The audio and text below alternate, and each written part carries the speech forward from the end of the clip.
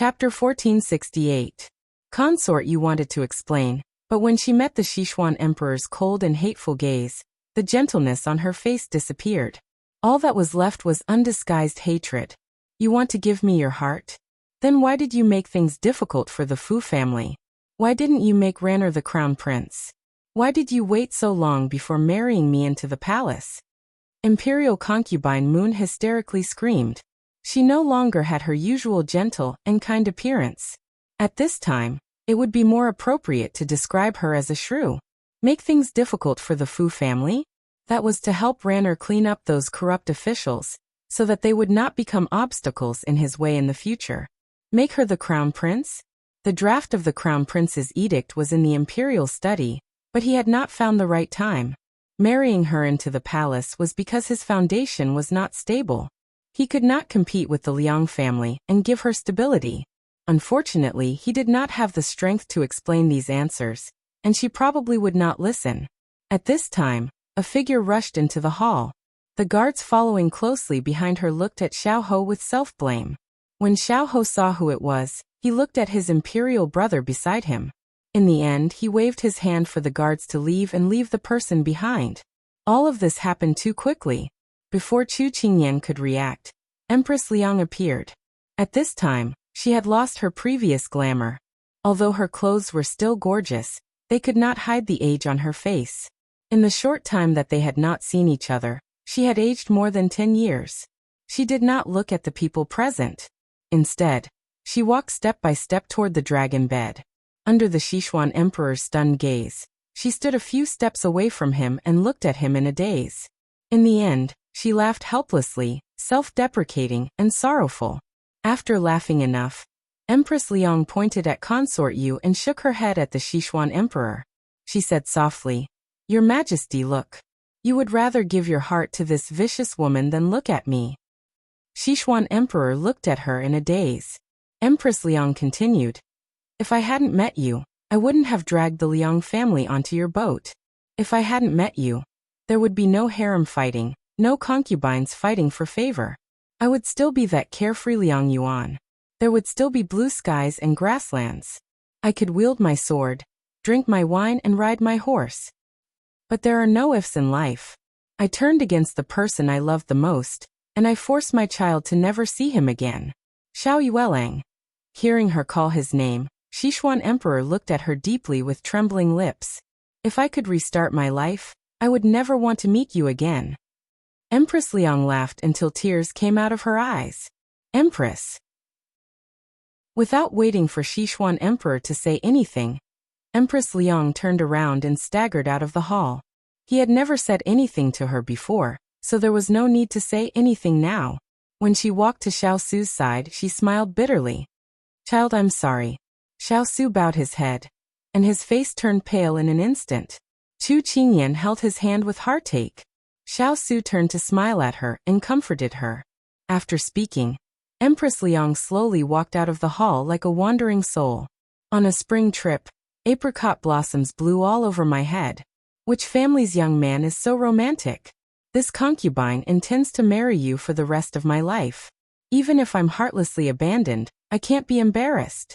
She still remembered that day when he stood under the tree with the apricot blossoms blowing all over his shoulders. It was so moving. Now that she thought about it, it was probably just a trap for him to win over the Liang family. Forget it, let's just leave it at that.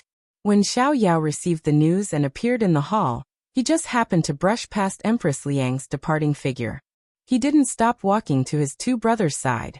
When he saw Sichuan emperor's lonely and aged appearance, he couldn't help but be shocked. In the end, he could only sigh softly. The West Xian emperor stared blankly at Empress Liang's departing figure. He suddenly thought of many things. That girl's smile was as bright as a flower, her unrestrained and carefree personality. He didn't know when she had started to change, but the root of it all was still his fault. Looking at the concubine he had doted on his entire life and the 3 sons he had neglected, Sichuan emperor's heart suddenly felt powerless. The woman he had loved his entire life had mercilessly pointed a sharp blade at him in the end. And the woman he had neglected his entire life had been hurt the most by him in the end. He had never looked at his sons properly, But now they had grown to the point that he couldn't recognize them. Only now did Sichuan Emperor realize that his life had been such a failure. Consort, you had already been dragged away by Xiao Su. Only the father and son were left in the hall. However, it wasn't easy for you to hide it from us for so many years. Now all of this has something to do with you. The West Xian Emperor looked at him coldly. Xiao Ho coldly laughed. Just now, Consort, you asked me what my intentions were. I did have one. Most likely, it was to avenge my imperial mother and my Luo clan. Sichuan Emperor wasn't surprised. He bitterly smiled. So you knew. Although we let your imperial mother down, we don't regret it. Xiao Ho coldly smiled but didn't say anything. Sichuan Emperor turned to look at Xiao Yao. Although he didn't care much about this child, he at least cared about him. Why did you do this? All these years of fooling around with women was just a smokescreen. Xiao Yao glanced at him and self-mockingly said, Imperial father, if I didn't do this, I would have become a thorn in your side like eldest brother, right? You only have fourth imperial brother in your eyes. When have we brothers ever existed? If you weren't so biased, I wouldn't have become a prodigal son who couldn't return to his home even though he had won. Sichuan Emperor choked. At this time, in the face of his own flesh and blood's complaints, he also began to doubt the things he had done in his life. Xiao Ho and Xiao Yao took one last look at the person on the bed, then prepared to leave the inner hall to their eldest brother. Xiao Su looked up at them. You're not going to say anything else? Xiao Ho bitterly shook his head. There's nothing else to say. Xiao Yao also silently shook his head. At this time, not adding insult to injury was already the most benevolent thing they could do to their biological father.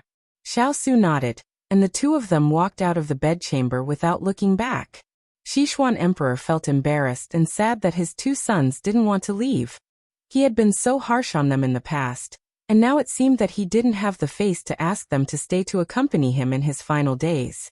From just now until now, she had witnessed scene after scene of the imperial family's secrets. Chu Qingyan felt that her brain capacity wasn't enough. When she saw Sichuan Emperor look at them, she subconsciously grasped the hand of the person next to her. Xiao Su lowered his head and said softly to her, Go outside and wait for me. I'll be out in a moment. Chu Qingyan was a bit worried, but under his reassurance, she reluctantly nodded. She tightly grasped his hand and said seriously, Okay, the baby and I will wait for you outside. Xiao Su held her hand and personally led her out of the bedchamber before walking back. Suer, do you hate imperial father? When Xiao Su walked back to his original spot, he heard this question with a sigh echoing in the hall. Chapter 1469. Hate. Xiao Su was a bit absent-minded when he heard this word. At first he probably hated him, but when he wanted to kill him, he didn't hate him anymore. Perhaps it was because he found the warmth of his life and couldn't bear to waste time on someone who didn't matter to him. I don't hate him, he said indifferently. Upon hearing this answer, the Sichuan Emperor was both surprised and somewhat understanding. The sunlight outside the window shone on him, making him radiant in a way that he didn't have.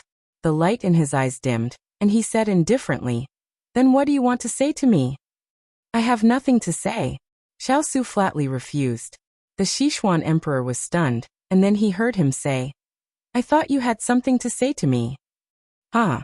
The Sichuan Emperor laughed sinisterly. Suer, do you know what I dislike about you the most? You're too calm, so calm that it's frightening.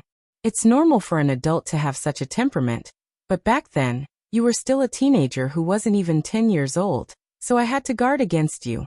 Xiao Su remained silent. He could somewhat understand how his two brothers felt, even though they had a lot to say, but in the end, they couldn't say it. In the face of such a person, those words had lost their desire to speak, and they had lost their meaning. If there's nothing else to say, then I'll take my leave, he said calmly, as if he didn't see the hatred in the Sichuan Emperor's eyes. At this point, there was nothing to care about. The Sichuan Emperor frowned and wanted to say something, but the palace door opened again, and an old man walked in. Imperial father? Imperial grandfather. No one expected that the retired emperor would return at this time. The retired emperor nodded at Xiao Su, and his gaze finally fell on his haggard son on the bed. A trace of love and pity flashed through his eyes, and then he waved his hand at the person beside him. Su'er, you can leave first. Let Imperial Grandfather and your Imperial Father have a few words. Xiao Su nodded. The moment he turned around, he suddenly said, "Let's go." I've never coveted Sichuan's empire. Even now, I still don't have any thoughts of becoming an emperor. As for your wariness towards me, to me, it is truly too baffling, and also too laughable. With that, he strode out of the room and closed the door behind him. Sichuan Emperor's fingers were white as he clutched the brocade quilt. Only the father and son were left in the hall. Did you hear what Su'er said? You idiot! The retired emperor scolded in exasperation. Sichuan Emperor looked at his father sitting in front of him. Hearing that familiar name, a trace of hope flashed across his face. Father, have you come back to save I? The retired emperor shook his head. The light in Sichuan Emperor's eyes slowly dimmed. Yu Lang, do you know your mistake now? Sichuan Emperor looked at him blankly.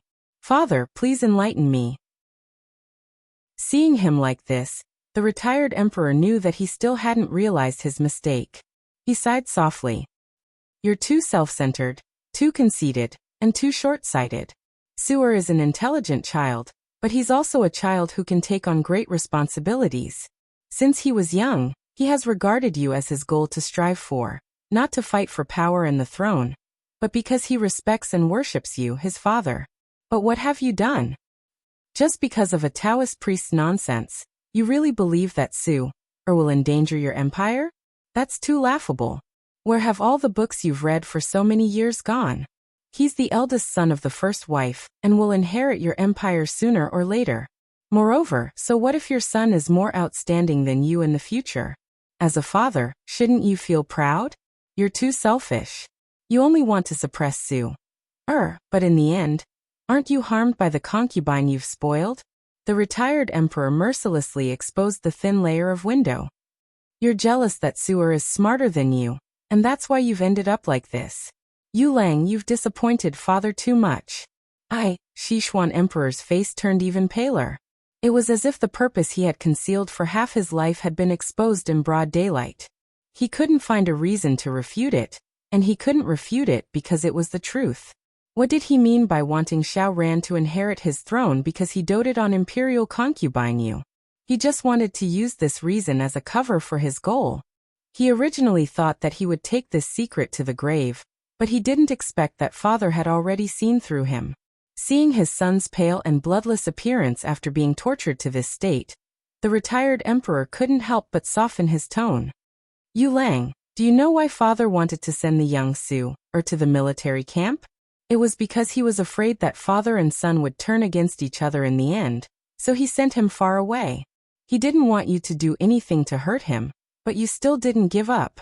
In the end, father betrothed the little girl from the Chu family to him, so that you would let him go. Unfortunately, you weren't satisfied and went from bad to worse. Do you know that what you're most afraid of in this world will happen? No matter how much you try to stop it, gold will always shine. Yu Lang, it's not that father doesn't want to save you, but that father has saved you too many times. This time, it was you who pushed yourself into the abyss. If you had been a good emperor, a good husband, and a good father, you wouldn't have ended up like this today. You're too muddle-headed, Sichuan Emperor stammered, his face full of regret. Father, I was wrong. I know that I was wrong. He recalled Empress Liang's words just now, and tears suddenly streamed down his face. If he could do it all over again, he hoped that from the day he met her, he wouldn't go down the wrong path again. When the retired emperor opened the door to the hall, he seemed to have suddenly aged a lot. Your father has passed away. One of the most painful things in life was to see one's child die before one's own. He loved his son dearly, otherwise he wouldn't have passed the throne to him. Unfortunately, Sichuan Emperor's death was reasonable for those in the know, but for those who didn't know, it was unexpected. That emperor who made people resent him left just like that? Chu Qingyan was stunned, and then followed the people around her to kneel down. In the past, she always said that she wanted to avenge the big ice cube, but now that he was really gone, her heart was at a loss.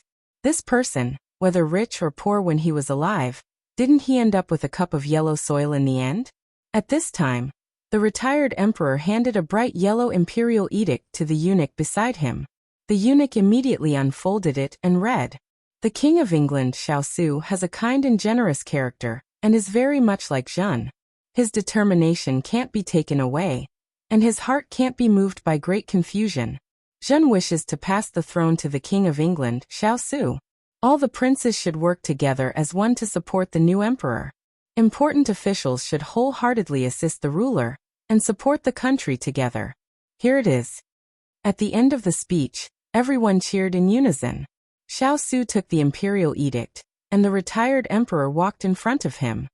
He patted his shoulder and said earnestly, "I didn't expect that there would be a day when imperial grandfather would pass the throne for the second time. You have to take good care of the country that your father emperor didn't protect well. Don't disappoint your ancestors." Xiao nodded, and the retired emperor left with his hands behind his back in satisfaction. At this time, Xiao held the little fellow's hand and lowered his head to give her a gentle and doting smile.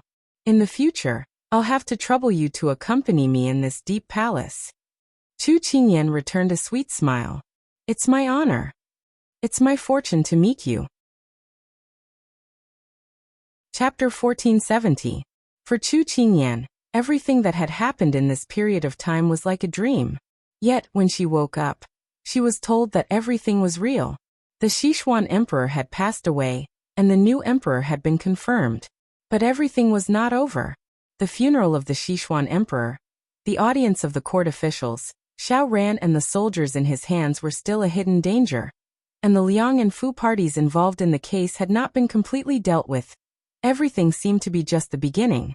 Ever since Xiao received the imperial edict that day, he began to work like a spinning top. His feet did not touch the ground during the day, and when he returned at night, it was close to midnight. When she woke up, the blanket was still warm, but he was no longer there. Every time, she did her best to keep her eyes open and wait for him to come back, but she was already pregnant. Before she could wait for him, she would fall asleep. When Xiao heard the reports from Jean Xian and the others, his heart ached for his little one. But every time he wanted to find time to come back and accompany her, a new pile of things was placed in front of him, hindering his steps and making it difficult for him to split himself. The more it was like this, the more he missed her. But he could only rely on the little time he had to sleep at night to properly hold her in his arms and relieve the pain of lovesickness. This could be considered a reward for his busy day and the motivation for a new day. That night, Xiao returned to the palace. This was not the palace where the emperor lived. Because of the unhappy memories of the past, Xiao found another place with a quiet environment that was suitable for the little one to nurture the fetus. Tonight, he was 2 hours earlier than usual. Xiao quietly walked into the hall and had all the palace servants leave. It was already late autumn, and the night was starting to get cold. He took off his clothes and shoes. After the cold on his body dissipated, he quietly climbed onto the bed, afraid that he would wake the person sleeping. However, the person on the bed was not asleep. She turned around and stared at him accusingly with a pair of large eyes. Chu Qingyan was already 3 months pregnant, and her belly was starting to show. However, compared to other women who would gain weight during pregnancy, she was becoming more and more delicate. Her cheeks were thin, making her eyes even larger, and making her charm even more charming. Her white face was rosy and glossy, and even her small pouting mouth was especially moist and attractive. It had been almost half a month since they had been intimate. When Xiao saw her delicate and lovely appearance, he did not care that she was accusing him. He picked her up from the bed and held her in his arms. He lowered his head and accurately covered her lips, impatiently invading her teeth. Once he touched her softness, the longing of the past few days, like a turbulent river, boiled in his blood, as if it was about to explode. Chu Qingyan's mind was a blank. She did not react. She clearly wanted to criticize him. How did it turn out like this? She tried to lightly push him, but he hugged her even tighter. She was a bit helpless, but she also felt sorry for him. If she continued to be coy, it would be unreasonable. Thus she changed from pushing to hugging. Her hands hooked around his neck, and found a better position for herself. He had misgivings that she was pregnant, so he did not want to go too far. He prepared to release her, but at this time, the little fellow's response made his blood, which was already clamoring fiercely, unable to stop. The action of attacking the city began to shift from top to bottom. When Chu Qingyan was gasping for breath, she found that she was not wearing a single thread. In her shock, she just happened to see the culprit pull her doo-doo to the side. She felt that her face was about to be cooked. She could not help but pull the brocade quilt over her body in an attempt to cover her body. She pulled it once, but it did not move. She pulled it again, but it still did not move. She looked over in confusion, and saw that the corner of the quilt was firmly held in his hand. She was ashamed and angry. She was ready to vent her anger on him, but when she looked up, she met with a pair of fiery eyes. That heat seemed to be contagious, making her whole body hot. She quickly looked away and coughed softly. "Give the quilt back to me." Her snow-white skin was tinged with red, and in the warm firelight, it emitted a faint luster. Her hair hung down, black and smooth, hanging over her shoulders, half covering her graceful and enchanting body. Chu Qingyan, who turned her head away, did not notice her appearance at this time. She wanted to say something, but she did not, which made his throat even more thirsty. The light in Xianmo's eyes dimmed a little, and his voice was imperceptibly hoarse. "Not giving it back. Give it back to me. Not giving it back." Back and forth, no one moved, but the atmosphere in the bed did not cool down. Instead, the temperature rose. Chu Qingyan could not bear it anymore. She turned her head, wanting to argue with him. However, just as she was about to move, she caught a glimpse of a huge shadow coming towards her from the corner of her eye. She blinked, and before she could react, the world spun around her. Her back was already pressed against the bed, and the shadow in front of her enveloped her, trapping her tightly within an inch of his chest. She opened her eyes, and that handsome face came into her sight. His eyebrows were like green feathers, his skin was like white jade, and his whole body had a noble aura. In the eyes of others he was unattainable, but in front of her, he was like an ordinary man who had been pulled down from the altar.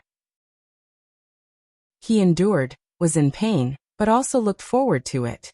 He bent down and whispered in her ear, "Give it to me?"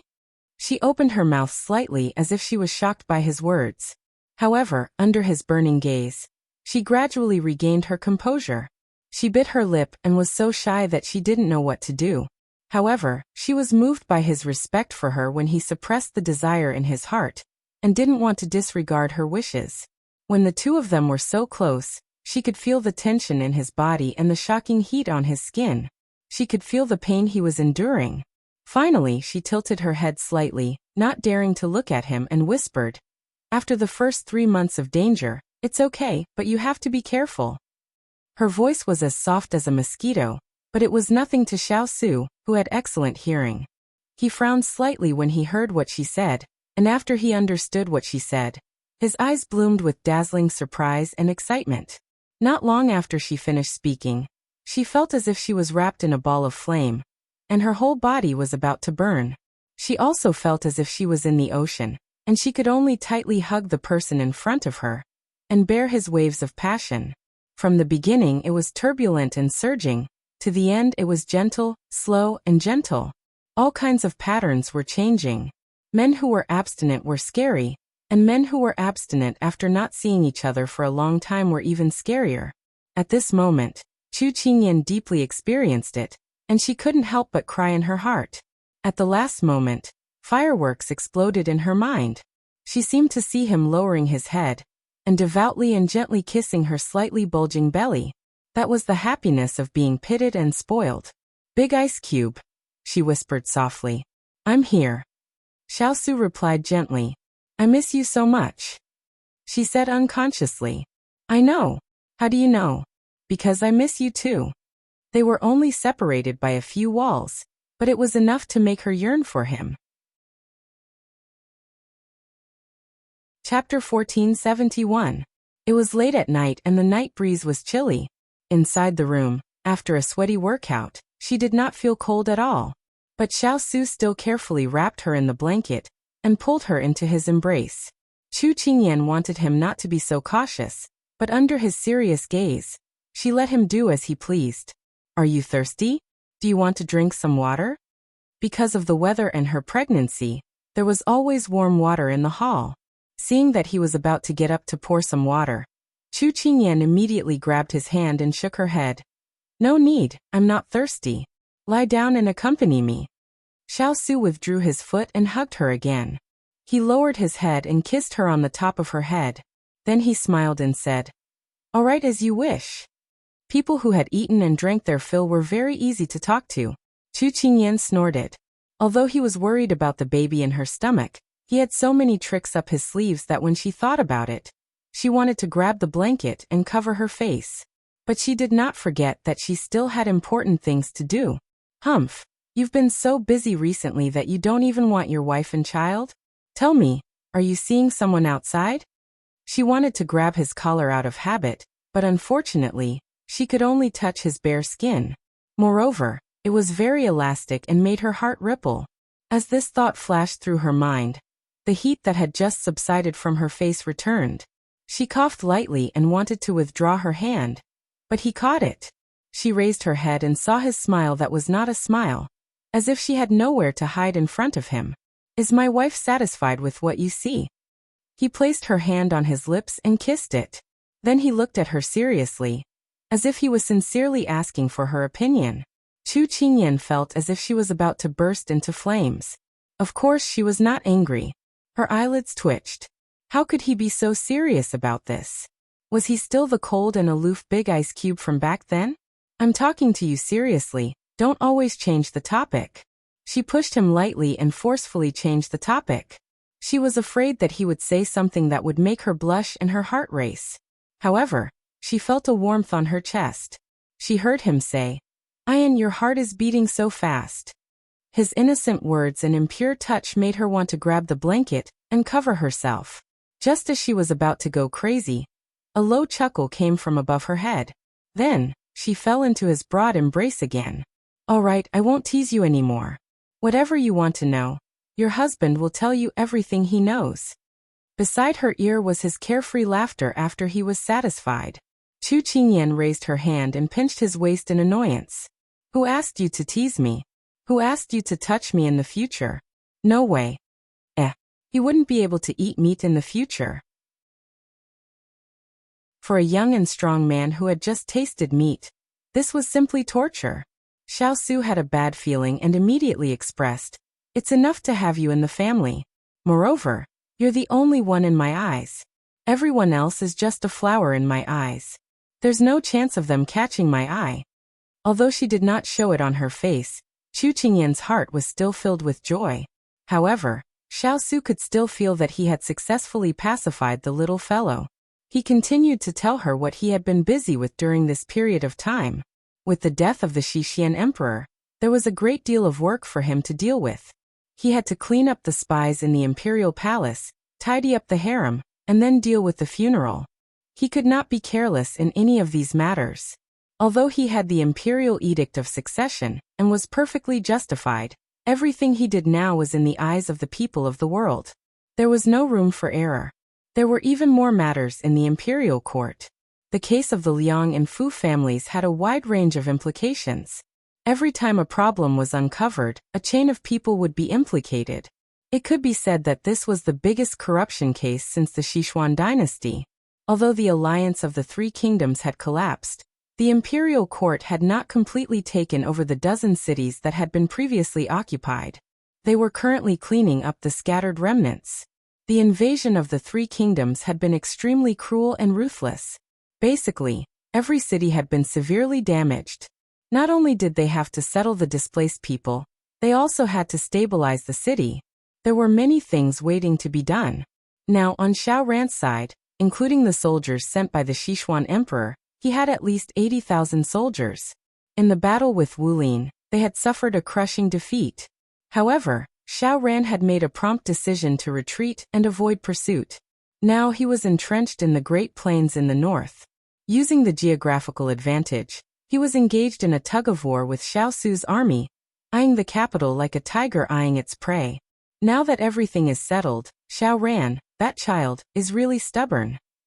Chu Qingyan leaned in his arms and shook her head. Xiao Su stroked her black hair and continued. Actually, after we left, Xiao Ran had already planned to fight to the death with our people. According to the plan, they would have been exhausted in less than half a month. However, he did not expect that when the emperor had just died and the palace was in chaos, Consort you would take advantage of the chaos to escape. She even sent a message to Xiao Ran. That was why Xiao Ran reacted so quickly, retreating in order to advance. Hearing this, Chu Qingyan couldn't help but think of that day in the Sichuan emperor's bedchamber. The crazed and savage Consort you. Then she thought of the first time she met Xiao Ran, the Xiao Ran that she played with, the Xiao Ran that sent her out of the capital, the Xiao Ran that she met 5 years later, the Xiao Ran that gave her 5 years of trinkets, and finally the Xiao Ran that asked her why she couldn't like him. She had always thought that it was because people were fickle. Now that she thought about it, he had been influenced by his mother. If it wasn't for someone constantly fanning the flames by his ears and leading him down the wrong path, given his nature, he wouldn't have ended up like this today. She told her thoughts to the big ice cube and sighed. Xiao Su was silent for a while and then said faintly, "At birth people are inherently good, but how many people in this world are good? He can't stay true to his heart. If his heart was firm, he wouldn't be so easily influenced by others." Chu Qingyan deeply agreed. That's right, he can't blame anyone else. As she spoke, she lowered her head and stroked her belly. She said in a low voice, "In the future, we have to educate our baby well. Don't let him go down the wrong path and be an upright person." He held her hand and she leaned into his embrace. She heard him say, "You should be a smart and strong person. Only then can you protect yourself and the people most important to you." She nodded with curved eyes and said in her heart, "Baby, you have to be a smart and strong man like your papa." The unborn baby had a helpless expression. He hadn't been born yet, but his father and mother had placed such high hopes on him. How could he have a happy childhood? Baby's heart was bitter, but baby didn't say it. The dead of night was suitable for rest and recuperation, but it was also suitable for doing some shameful things. A bright yellow imperial edict was delivered to Xiao Ran, but the contents were not the same as the one that Xiao Su had received. Chapter 1472. Child, this is what your imperial father left for you. A choked voice came from behind Xiao Ran. Xiao Ran turned around, and his eyes fell on the person who had come. It was his imperial mother. Imperial mother, what do you want to say? He had been fighting for the past few days and hadn't had a good rest. His clear voice was a bit hoarse and his young and handsome face was weather-beaten. The light in his eyes had been worn away, and was replaced with a calm steadiness. Consort Yu's hand that was wiping the corners of her eyes paused. She raised her head to look at her son in a daze. It had only been half a year, but her son seemed to have changed. It was different from when her son had just grown up. She felt that the two of them were so close, but there was an invisible wall separating them. "Ranner, what's wrong? Why are you looking at Imperial Mother like this?" Xiao Ran stared at her for a while. He sighed in his heart, and then wiped his face to make it look as gentle as possible. Recently, bad news had come one after another. He was always tense and had forgotten what it felt like to smile. "I'm probably too tired." This explanation made Consort Yu let out a sigh of relief. As expected, he was still her child and hadn't changed. Thinking of this, Consort Yu's face became sorrowful. Her finger trembled as she pointed at the imperial edict in his hand. "Ranner, look, your imperial father has already decided to make you the crown prince. How could he give the throne to that traitor in the end? He must have given a fake imperial edict. That throne is yours, Xixian is yours. You are the most ideal successor to the throne in your imperial father's heart. So what does imperial mother want I to do?" Xiao Ran frowned as he looked at the person in front of him. Consort Yu didn't notice that something was wrong with her son.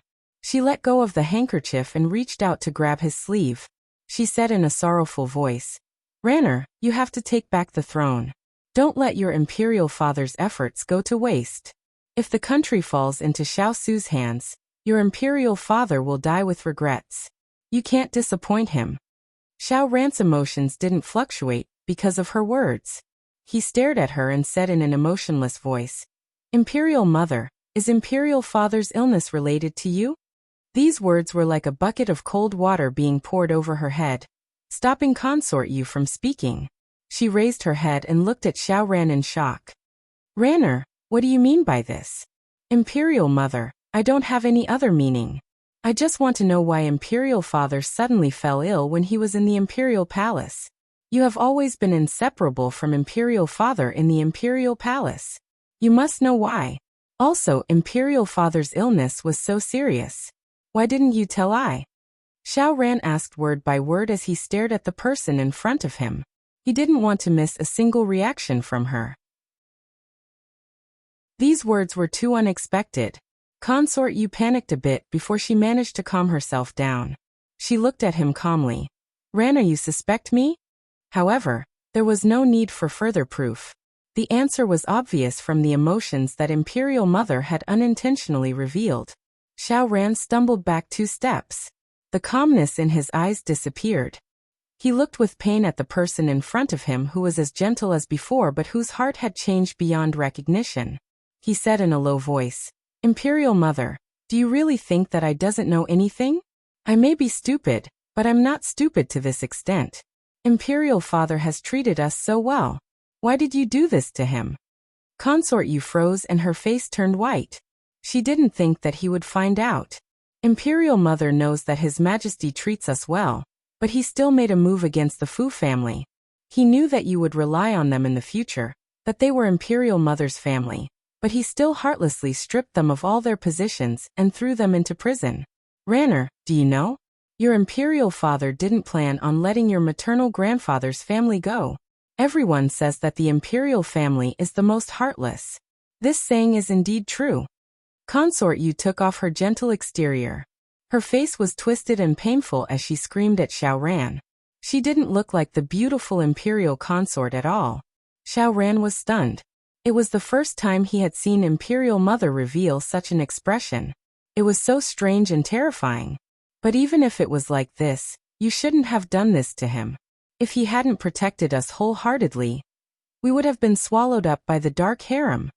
These words struck Consort Yu's heart. She suddenly calmed down. She didn't look like she was baring her fangs and brandishing her claws. She looked as if she had lost her soul after being pulled out of the water. She raised her hands to cover her face and sobbed. I didn't know that he was planning on making you the crown prince. If I saw the imperial edict earlier, I wouldn't have acted so quickly. There would still be a chance to save everything.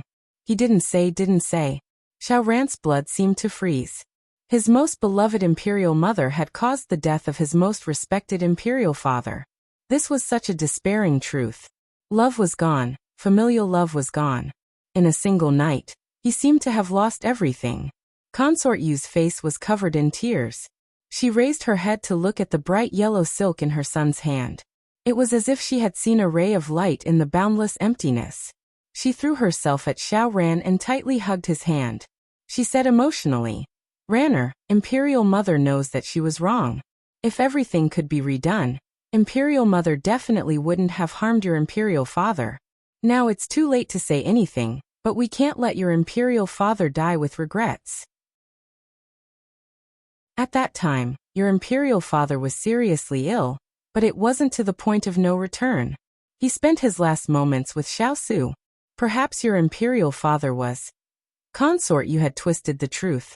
At that time, Sichuan Emperor's illness had reached the point of no return. All of this had been caused by her own hands. Xiao Ran's hands trembled. His gaze was unfocused as he looked at her. You're saying that the one who caused Imperial Father's death was Imperial Brother? Who else could it be? Consort Yu guiltily looked away from her son's gaze. She said in a hateful tone, Your Imperial Father wanted to make you the crown prince, so how could he change his mind and make him the new emperor before his death? If he didn't use some tricks, how could he have the chance to sit on the throne? Xiao Ran lowered his head. His hands slowly clenched into fists as pain appeared on his face. Consort Yu thought that he had understood and continued. There's one more thing that Imperial Mother thinks you need to know. What is it? Xiao Ran indifferently said. Chu Qingyan is pregnant. According to the time, it's already been more than 3 months. Consort Yu looked at him and slowly said. As expected, she saw his entire aura change. His entire person was filled with pain and sorrow. A trace of coldness flashed through her eyes. This Chu Qingyan was a disaster, but now she could be used. Ranner, we still have people in our hands. Go and take back what belongs to you. Xiao Ran pursed his lips. A trace of sorrow flashed through his eyes. In the end, he nodded in agreement. All right. No one knew how much despair he felt at this moment, but there was still a trace of light in his heart. Chapter 1473. Time slowly passed. Xiao Su was still busy with court matters and Chu Qingyan was still peacefully nurturing her fetus. She didn't know if it was because of Xiao Su's arrangements, but no one came to disturb her. She ate and slept all day, slept and ate all day. She also flirted with her family's big ice block. Her days were very enjoyable. Xiao Su was afraid that she would be lonely in the palace, so he brought Chu Mu's mother over to accompany her. With Chu Mu's mother and the chattering Xining, the large palace became much livelier. Today Jasper was also sent back. It's been hard on you. Chu Qingyan leaned back in her chair and smiled as she looked at the person kneeling in front of her. Jasper stood up and her normally serious face revealed a happy smile. It's not hard. This is what this subordinate should do. After that was brought back to the palace, there was no news for a long time. Jasper temporarily joined Water Spirit's people to help. After she reunited with Big Ice Block, Jasper was sent to another place and only came back today. You came back from the outside, so you must know a lot of news. Tell me what's going on outside? Big Ice Block didn't like her to worry, so he always picked some good news to tell her. But she knew that there weren't so many things that went smoothly. Now that Jasper came back, she could ask her about it. But before Jasper came back, Xiao Su had told her that for her master's health, she could only pick some unimportant things to report. For example, those cities had been taken back. Under Xiao Su's governance, they had slowly returned to their former prosperity, and the citizens had a place to return to. Chu Qingyan listened with great interest. At this time a little eunuch ran in. Princess Consort, the Hua family's young master is asking for an audience. Although Xiao Su had not yet succeeded the throne, all of this was already set in stone. Chu Qingyan was the only woman by the future emperor's side. Furthermore, she was pregnant. Seeing how the future emperor was treating her like the apple of his eye, Chu Qingyan knew that the position of mistress of the imperial harem was almost certain. No one could surpass her. Most importantly, she was a beautiful and kind lady who had never made things difficult for anyone in the palace. Therefore, in the entire palace, no one was disrespectful to Chu Qingyan. Everyone wanted to curry favor with her. However, in the palace where Chu Qingyan lived, all the servants were personally selected by Xiao Su. Other than the eunuchs, the palace maids were all female riders of the Xiao cavalry. Not just anyone could enter. This little eunuch was called Xiao because he had a clean background and was clever and sensible, which was why Xiao Su let him in. Xiao naturally knew that this person was the favorite of the new emperor, so he had to listen to him and didn't dare to be disloyal. At this moment, he stood there respectfully with his head bowed and said. When Chu Qingyan heard this name, she could not hide the pleasant surprise in her eyes. Quickly send it in. Xiao immediately turned around to send the message. It could be seen that this guest was important to the empress, so he had to properly greet her. This palace is truly blinding my eyes. Chi, it's all made of gold. It really is a golden house hiding a mistress. Hearing the voice before seeing the person, there was no one else who could speak like this. She was only 3-4 months pregnant, so it did not affect her movements. Chu Qingyan stood up to greet her. When she heard this, she couldn't help smiling. If you like it, I'll have your Sir Lin build you one. Xiao walked over to hold her hand. Hearing this, she rolled her eyes.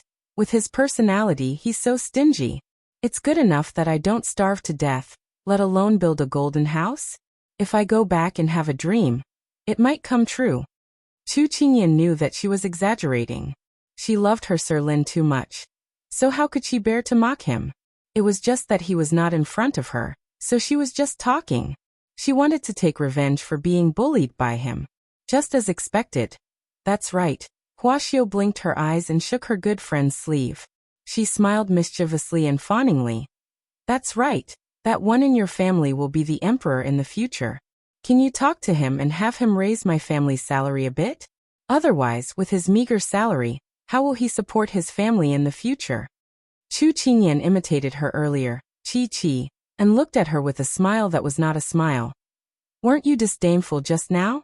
Why is your heart aching now? But I can't do the things of an evil concubine, so you should put away these thoughts. Xiao let go of her sleeve and sat down by herself. She looked like the world was degenerating with each passing day. Sure enough, after turning over, you don't recognize people anymore. My heart is sad, but no one knows my sorrow. Xining at the side laughed. Young Master Hua, in Jiangnan, if you dare to say that you don't have money, then no one dares to say that they have money. Xiao looked like she was sad for her misfortune and angry for her failure to fight. You little girl. You've learned how to make fun of people from your master. Be careful, or I'll have your master directly wrap you up and send you to Jin Xian, so that you won't be an eyesore in front of me. These words successfully made Xining blush. She stomped her feet and immediately hid behind Jasper, causing everyone to burst into laughter. Jin Xian was now the commander of the Imperial Guards, and was responsible for the security of the palace. His future was limitless. Chu Qingyan also planned to be a matchmaker for the two of them when everything settled down. After chatting and laughing, the entire palace became lively. At this time, Xiao restrained the smile on her face and said seriously, "That's right, have you heard? It's about your family's ascension." "What do you mean?" Chu Qingyan also became serious. She knew that her good friend wouldn't bring up this matter for no reason. Xiao sized her up and frowned. "It seems that you really don't know. That person in your family has really protected you too well. Now I'm in a dilemma. Should I tell you or not?" Chu Qingyan immediately raised her eyes and locked them on her good friend in front of her with a serious expression. She couldn't back down. "Since you've already spoken, there's no reason to stop halfway. Or do you not treat me as a friend?" Xiao cursed in her heart. This person knew where her Achilles' heel was and specifically targeted the weak spot. This made her have no choice but to reveal everything. After telling her good friend everything, Xiao immediately ran away. When she stood outside the palace, she couldn't help feeling emotional. Her good friend was becoming more and more dignified, becoming more and more like a mother of the world. She couldn't resist at all. She had already said what she shouldn't say. She thought of the cold face of Xiao Su and couldn't help shivering. "Mother, this miser, quickly save me." She disappeared like a wisp of smoke. Xiao and Zi watched the person disappear with a whoosh, and couldn't help feeling emotional. The people the princess consort knew were not simple at all. After her good friend left, Chu Qingyan silently sat in her chair. It was unknown what she was thinking about. "Where is His Highness right now?" As soon as her voice fell, Jasper went out. After a while, she came back and reported with a bow, reporting to Master, "His Highness is currently discussing matters with the ministers in the discussion pavilion." Chu Qingyan was silent for a bit before standing up. "Come, let's go to the discussion pavilion." Chapter 1474. When Chu Qingyan's group arrived in front of the discussion pavilion, the eunuch standing guard outside came forward to greet them. Who didn't know that this was the heart of the Lord inside? "Princess Consort, why did you come here? The Lord is still discussing matters with the ministers." The eunuch kindly asked. "I have some business here, so I'll have to trouble Eunuch Li to report this." Chu Qingyan replied with a smile. Eunuch Li did not dare delay hearing this and quickly said, "This servant will go in and report this."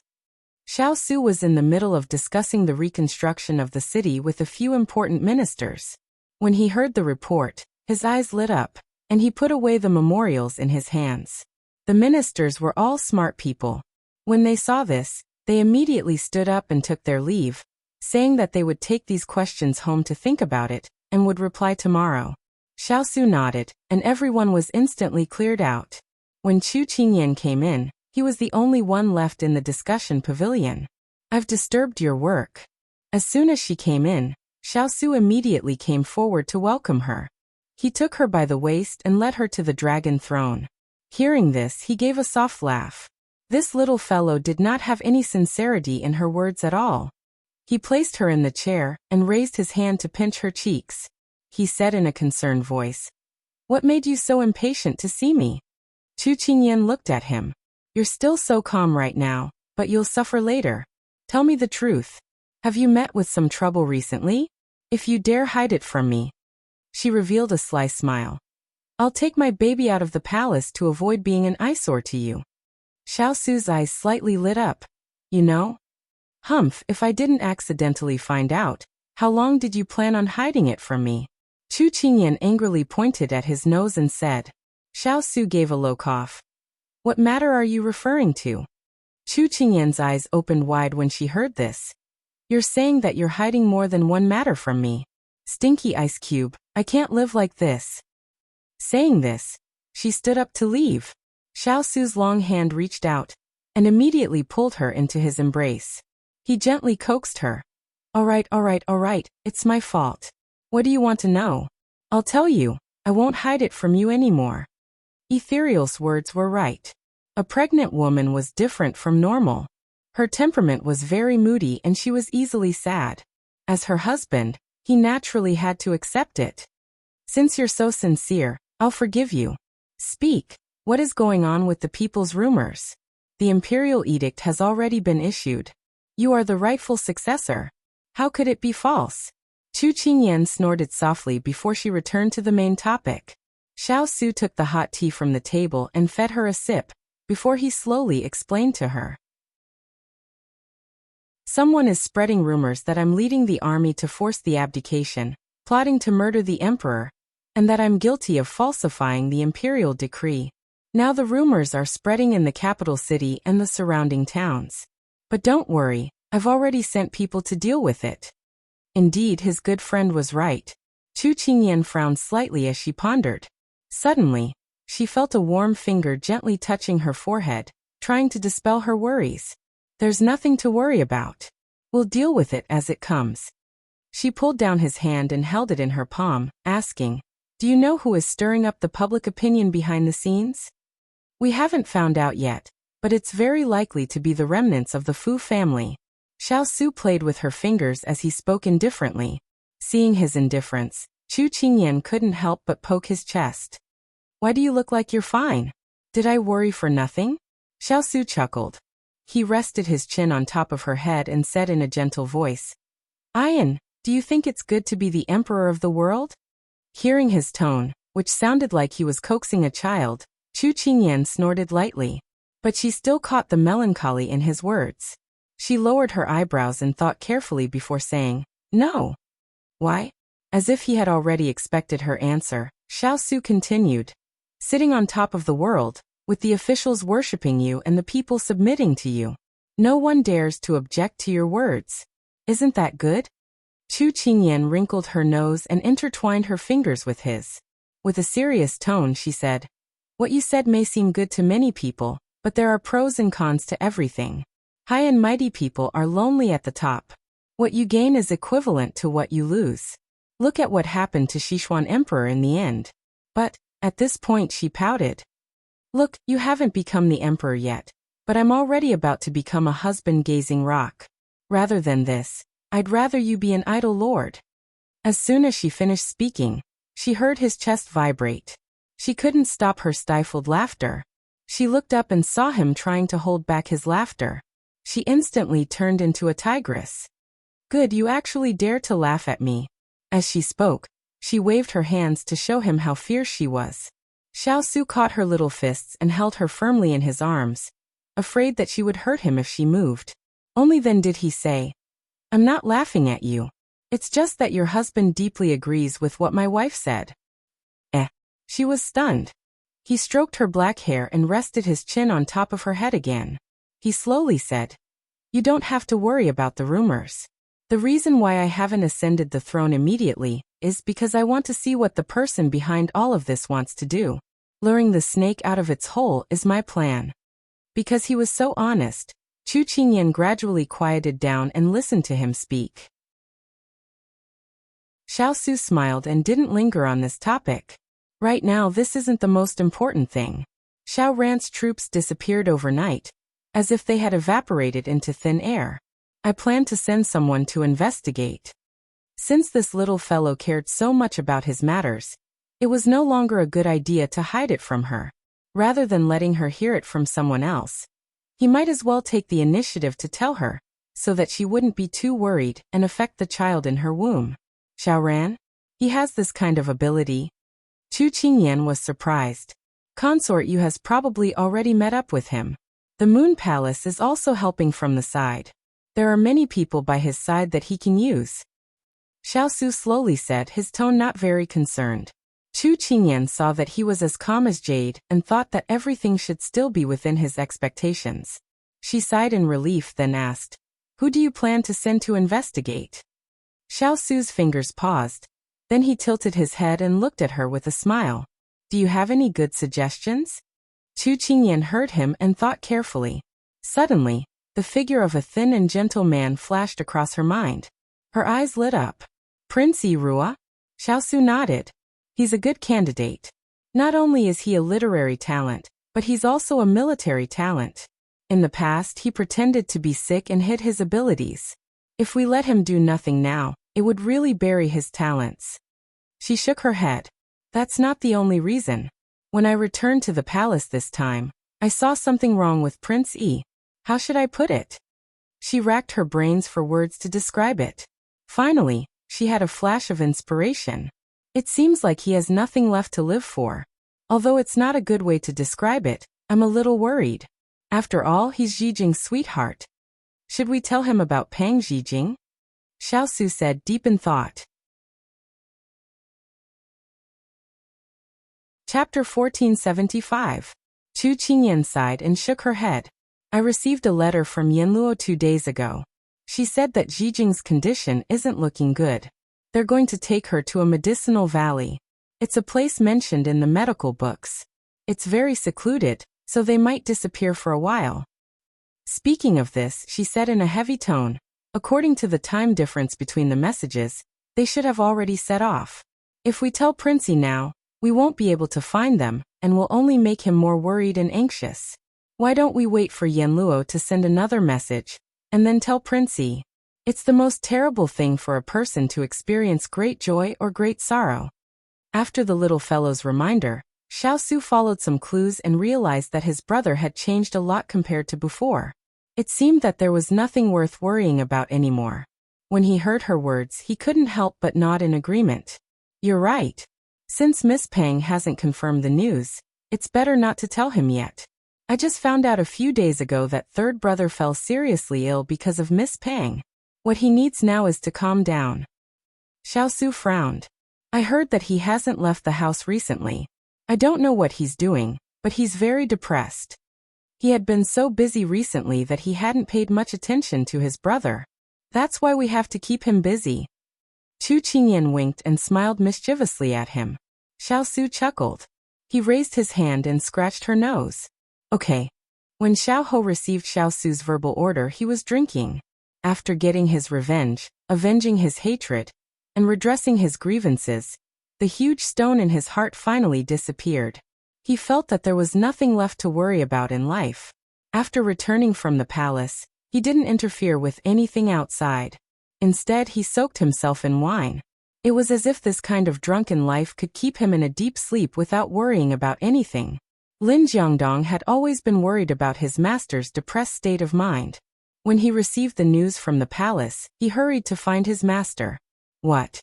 Does Imperial Brother want me to dig out Xiaoran?" Although there were several jugs of wine lying by his feet, Xiao's mind was still clear. He could not believe the news he had heard and raised his hand to rub his sore eyes.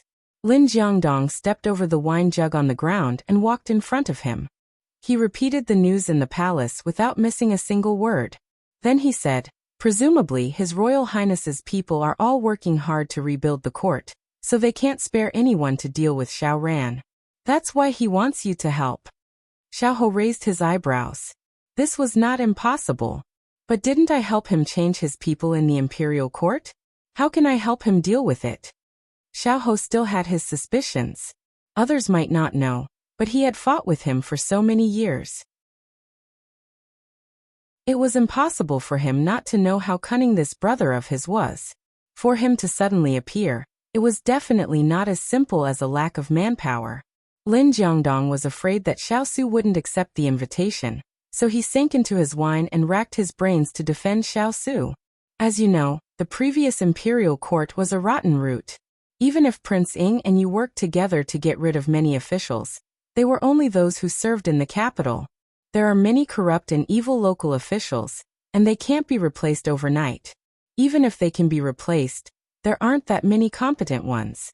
Besides, there were many problems left behind before the emperor's death. It's already very difficult for Prince Ying to stabilize the situation, and it won't be so easy for him to take out more people for other things. It won't be easy to find more manpower.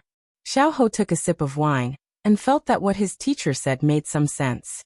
Originally, he had no meaning in life and could leave at any time. However, his imperial brother had a troublesome matter here, and he had nothing to do, so he might as well help. He put down the wine jug, brushed his sleeves, and leaned back in his chair. He lazily ordered, "Send out spies to investigate the last place Xiao Ran appeared. See if you can find any clues." Lin Jiangdong originally thought that it would take a bit of persuasion to persuade his master, but he didn't expect his master to agree so quickly. He was very surprised.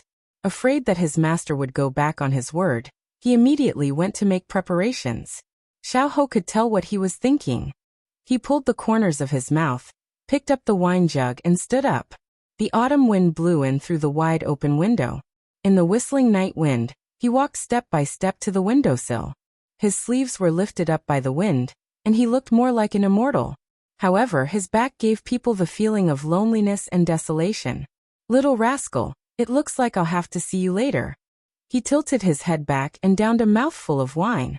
It was thick and choking when it entered his throat, but it was also easy to numb the pain.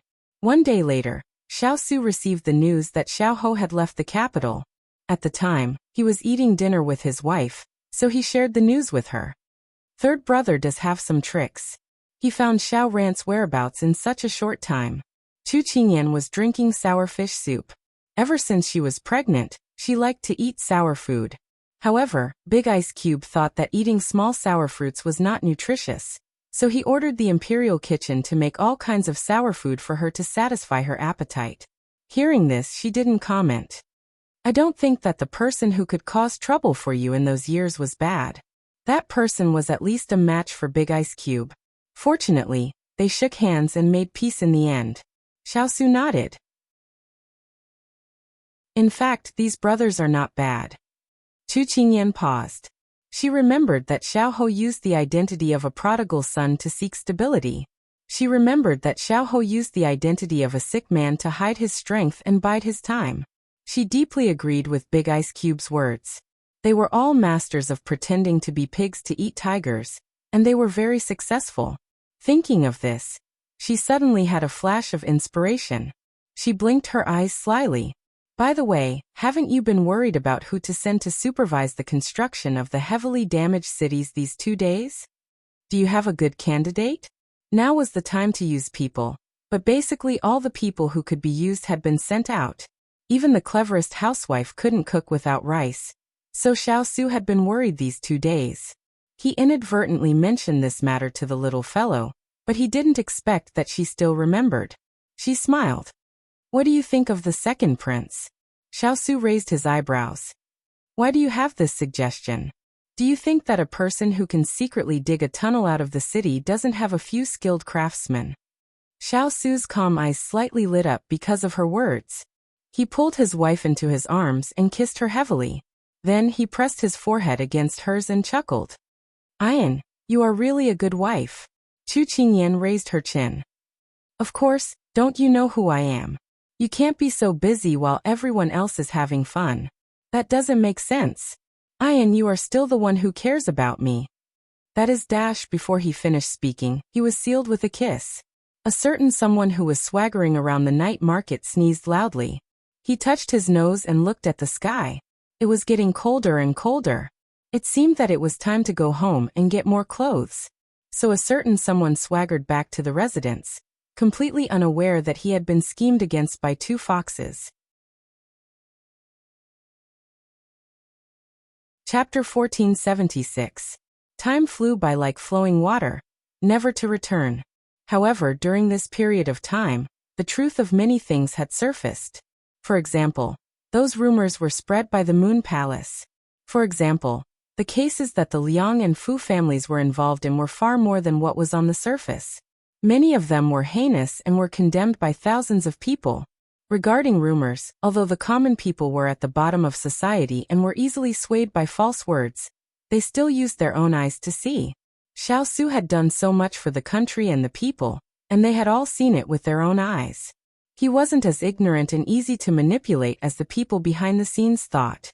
Thus, not long after, many of the common people spontaneously organized groups to clarify the matter. Once someone said something bad about Xiao Su, they would help explain. In their opinion, even if Xiao Su wasn't the rightful emperor, they were still willing to support him as the emperor. When Jasper told her master about these rumors, Chu Qingyan couldn't help but sigh. The eyes of the common people were indeed sharp. She also understood one thing. Perhaps everything you did seemed so small at the time, but when it accumulated to a certain extent, it would slowly become an unshakable existence. The things that the ice cube had done over the years had undoubtedly laid the foundation for today's situation. As the saying goes, the people's hearts were what they wanted. Presumably, this was the scene that Sichuan Emperor was afraid to see.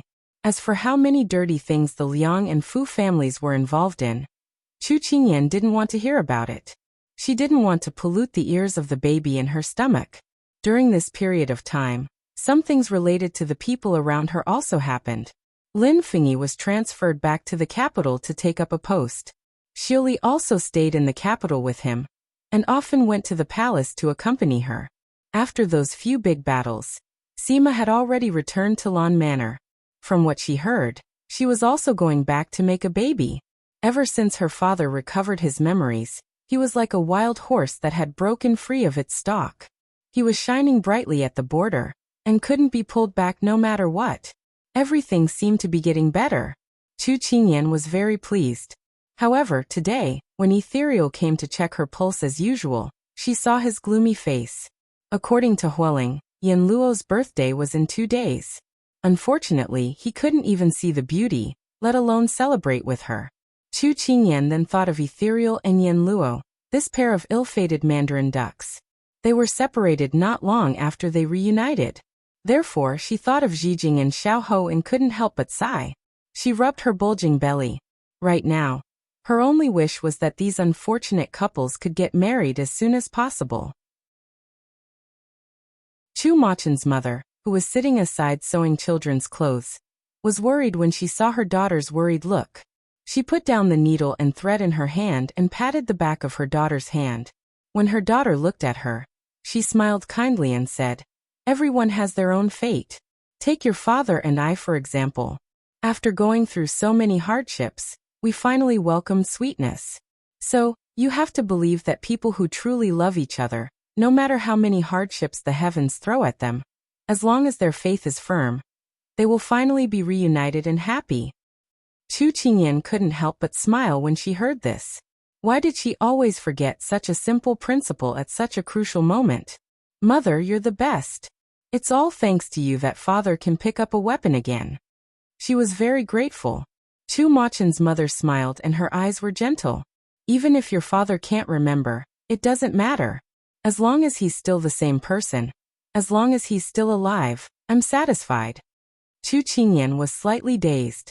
Yes, as long as he was still alive, there would be hope. "Zijing, you have to live on." In the distant valley, the person who had been silent all this time suddenly moved his finger. Live? There would be hope only if she was alive. She could only see him if she was alive. It was already late autumn and early winter. Xiao Yao and Xiao Ho returned to the capital one after the other, and met in the palace. At this time, Xiao Su hadn't entered the palace yet, but the two of them were already chatting. Xiao Yao greeted his younger brother, whom he hadn't seen for the past 10 or 20 years, in a friendly manner. "I heard that you were recently sent out. Have you completed your mission?"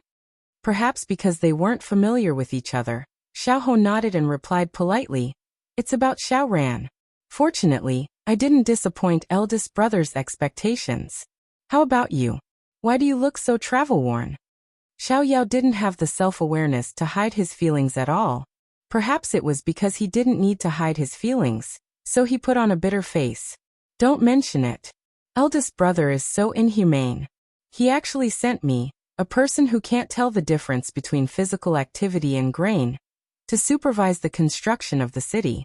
To put it nicely, he made me an imperial envoy, but to put it bluntly, I was sent to build walls and bridges. I didn't have many good days. Every day, I worked with stone and mud, and I had to supervise the construction before dawn. I woke up earlier than the chickens and slept later than the dogs. I'm so sad. Xiao Ho knew how capable his second brother was. He was being modest, but it was precisely because of his bitterness that the two of them became closer. Moreover, Xiao Ho also felt the same way. Second brother is right. Eldest brother sent us out while he enjoyed his life here. It's really too much. When Xiao Yao heard that he had found an ally, he poured out his bitterness even more vigorously. Yes, yes, yes. We're all in the same boat. It's really hard. You don't know, I've never not bathed for 3 days. Oh my God, I don't even dare to smell that smell. But the officials next to me haven't bathed for at least half a month. You don't know, I'm about to vomit from the smell. But our eldest brother gave the order, so I have to complete it even if I have to kneel. Xiao Yao was originally not a chatterbox, but he couldn't bear the bitterness this time. Moreover, he also wanted to talk to this mysterious younger brother and build a good relationship. After all, he felt that this younger brother was very resourceful. He was very curious, so once he started talking, he couldn't stop talking.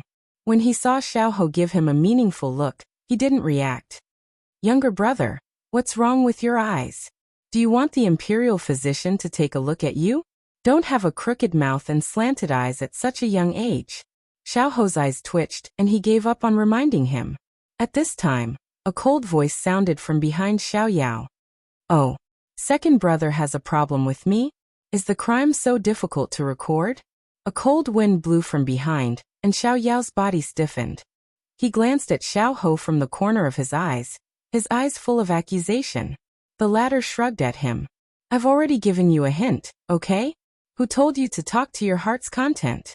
Xiao Yao wanted to cry, but no tears came out. But the moment he turned around, his face had already changed into a brilliant smile, and he threw himself at him. Older brother, it's really great to see you. Did you know that your younger brother? Xiao Su waved his hand, and the person who threw himself at him was sent flying. He sprawled on the wall like a gecko. Those intermittent words continued to be heard. How do? I miss you. Xiao Ho raised his hand to cover his face. He really didn't want to admit that this person was his brother. How embarrassing. Chapter 1477. Xiao Su didn't pay any attention to this idiot of a younger brother, and directly walked past him to sit at the head of the table.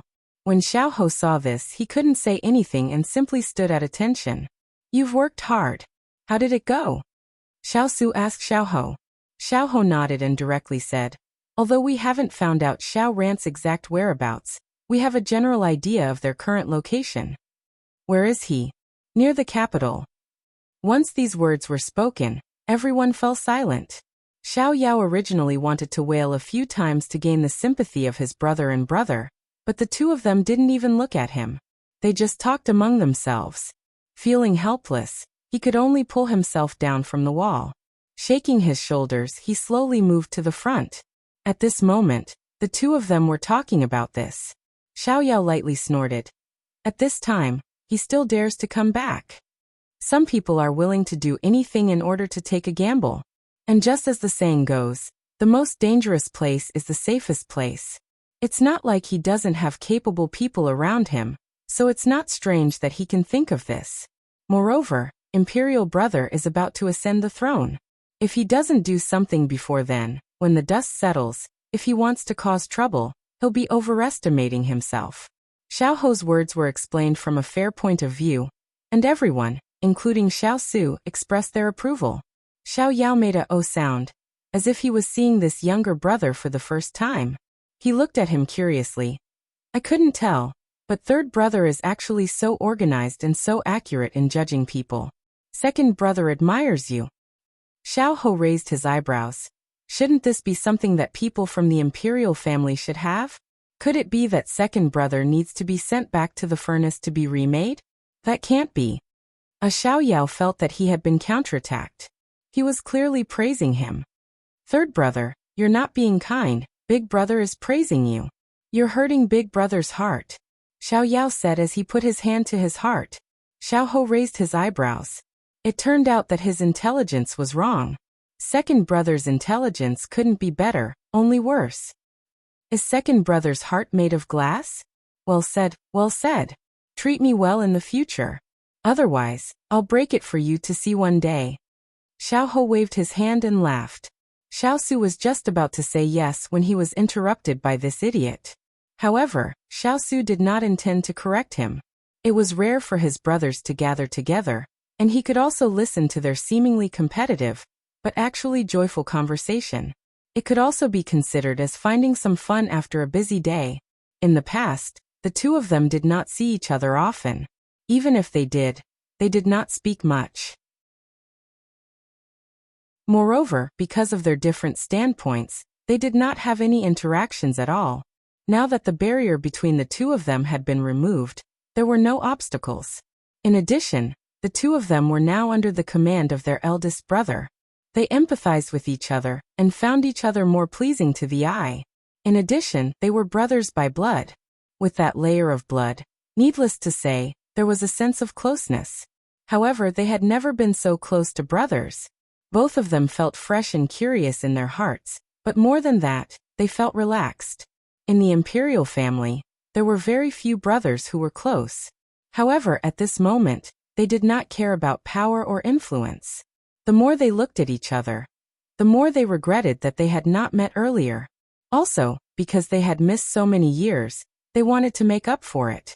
When the two of them were about to go drinking together and walk shoulder to shoulder, Xiao Su said something to nip this idea in the bud. He felt a headache coming on. These two brothers were really unreliable. If you want to go and play, you can. But let's finish the business first. Xiao Su knocked on the table. Only then did the two of them stop. They coughed lightly and intended to get to the point. Xiao Yao was the first to shout. Eldest brother, those jobs are really not for humans. I was almost tortured to death. Just as he was about to start complaining, Xiao Su stopped him with a sentence. You still want to go again, This last sentence was simply so confusing that it made people want to immediately put up walls, tables and floors and disappear. Xiao Yao immediately swallowed the words that were stuck in his throat. Then he began to seriously report the results of his trip. Xiao Ho secretly shook his head at the side. As expected, he was a person who knew when to yield and when to stand tall. Although Xiao Yao was usually not very reliable, when it came to business, especially when it was a big matter, he was more reliable than most people. Under his supervision and control, the reconstruction of the city was already on the right track. Brother, didn't you send me out because you wanted me to use my status as a prince to suppress the arrogance of the people below? I know all about it. So this time, I didn't lose face for you. I didn't let them down when they needed to be taught a lesson. This time Xiao Su didn't leave him hanging. He nodded and praised. You did well this time. What Xiao Yao said was far less detailed than the information he received. Through this trip, he had a deep understanding of his imperial brother's abilities. It was indeed as the little fellow had said. These were all sly foxes who hid their abilities well. They just didn't like to show off. Otherwise, how bad could they be if they grew up in the imperial family? It was rare to be praised by the eldest brother. Xiao Yao's tail was wagging. Then, seeing that I worked hard and performed well, could imperial brother reward me a little? A faint smile appeared in Xiao Su's eyes. This fellow must have taken a fancy to something. Say it. Xiao Yao's eyes lit up. Then I'll say it directly. Imperial sister-in-law has 10 jars of the best wine. As he spoke, he didn't forget to praise his younger brother. Third brother, let me tell you, imperial sister-in-law's wine is really good. The taste is indescribably good. If imperial brother approves, I'll treat you to a drink. Seeing Xiao Yao pat his chest confidently, Xiao Ho wasn't interested in the wine. Instead, He felt that his second brother was quite in line with the unruly and bold image that was rumored outside. Xiao Su was amused by his gluttonous look. He originally wanted to wave his hand and reward him, but just as he was about to speak, he suddenly changed his mind. I can give you this wine, but you haven't finished your business yet, so I'll give you half for now. Ah, wasn't it all finished? What else was there? When his two younger brothers looked at him, Xiao Su said with a faint smile, I need you to put on a show to lure the snake out of its hole. The two of them looked at each other. Xiao Yao. We seem to have been tricked by Imperial Brother again. Xiao Ho. Congratulations, your intuition is correct. 2 hours later, the two brothers in distress walked out of the palace with their arms around each other's shoulders and sighed. Why are we so unlucky? So, you want to have a drink to relieve your boredom? Ah. The 5 jars of wine should have been sent to your residence by now. That third brother, second brother's stomach hurts a little. I'll drink next time. Bye-bye. Seeing Xiao Yao's figure dashing home, Xiao Ho couldn't help but laugh. It seemed that he had to add a few more words to this second brother's information. Addicted to wine, stingy. Chapter 1478. After watching the two brothers leave, Xiao Su sat in the hall for a while. He met with the officials, and then prepared to return to the bedroom. Turan and Hualing were at his side. Hualing saw his master was in a good mood and couldn't help but say with a smile, It's hard to imagine that second Imperial Prince and third Imperial Prince would get along peacefully one day. At least, I never thought it would happen in the past decade or two. Turan nodded in agreement. Xiao Su's eyes curved slightly, and his usually cold voice was tinged with the warmth of the setting sun. In the past, we didn't have the chance, nor did we allow it. Now that there are no obstacles, and they are generous and don't mind, it's normal for them to get along. Hualing and Turan felt that their master was right. Turan sighed. If it wasn't for these matters, this subordinate really wouldn't have thought that these two imperial princes are such hidden experts. They have done some things better than Xiao cavalry. This subordinate admires them. Xiao cavalry is involved in many levels. It is normal that some places are not as precise as them. However, you cannot relax. You still have to improve and strengthen the areas that need to be improved. Xiao Su reminded verbally. The two nodded in agreement. As soon as they turned the corner, they arrived at the bedchamber. Xiao Su raised his hand, and the two understood tacitly and retreated one after another. At this time, they couldn't act like lanterns and be an eyesore to their master and the little princess. Entering the hall, he heard the little fellow's clear and melodious voice talking to the person next to him. Xiao Su felt that the tiredness of the busy day was completely put down by the gentle and warm voice. Chu Qingyan turned her head and saw the person slowly walking over. She instinctively stopped talking. Jasper and Xining also saw the person and hurriedly bowed. Then they perceptively retreated to make room for the young couple. At this time, Chu Qingyan was 6 or 7 years old. Her belly was bigger, but other than her belly, she was still thin. There were no obvious changes, but her small face was more moving. When she walked over, Xiao Ho strode over and took her in. How was it today? Did the baby make a fuss? At this time, there was already fetal movement. Sometimes, Xiao Su could even touch the baby's hand. It was very magical. However, because of this, the baby began to toss and turn. Chu Qingyan shook her head. Not really. She just likes to move around. She looks like a lively person. It's good to be lively just like you, Xiao Su said seriously. Chu Qingyan chuckled. I think it's better to be like you. You're steady and not noisy, so I don't have to worry about you. Oh, Xiao Su paused. It feels good to be praised by my wife. Hearing this, she burst out laughing. When did you become so humorous? Xiao Su felt that he was a little different from usual today. He couldn't help but rub the space between his eyebrows. Maybe I was infected by second brother. Speaking of the second prince, are you going to see him today? It's not easy for you to come back alive. Chu Qingyan teased him. She slowly sat down as he supported her. She wailed and howled as soon as she came back. The roof was about to be lifted. Xiao Su recalled his second brother's appearance and shook his head with a laugh. That's right, third brother is also back. Recently, because her belly was getting bigger, Chu Qingyan didn't have much energy to help share his burden. Like before, she didn't want to ask. However, seeing that he was in an exceptionally good mood today, she couldn't help but be curious. You guys ran into each other? You didn't fight, right? Xiao deliberately kept her in suspense. Guess. Chu Qingyan patted him lightly and snorted. You're trying to keep me in suspense? Fine, you can sleep in the side chamber tonight. When she said this, Xiao coughed lightly and immediately surrendered. Without his wife to warm his bed, he couldn't sleep well. Hearing the big ice cube's explanation, Chu Qingyan was a little surprised. No wonder everyone says that if you don't belong to the same family, you won't enter the same family. It's a pity that you wasted so much time. Xiao hugged her and listened to her sigh. Actually, from another perspective, it's better to come late than never. Chu Qingyan couldn't help but nod when she heard this. The big ice cube was right. As long as they were still alive, there was still the possibility of happiness. Xiao Ran's matter has reached a point where we have to solve it. Chu Qingyan, who was about to take a nap with her eyes closed, was woken up by these words. She opened her eyes wide and was full of curiosity. What did he do this time? It's not him, but it has something to do with him. Third brother found that the Moon Palace was recruiting people in the Jianghu. Although it was done secretly, he still found a lot of clues. If we don't stop it, with the power of the Moon Palace, the situation will be difficult to deal with. Xiao voice was very calm, but Chu Qingyan could hear his dissatisfaction. She wondered if Xiao Ran could stop digging his own grave. You already have a plan? Since the big ice cube said this, it meant that he already had a plan.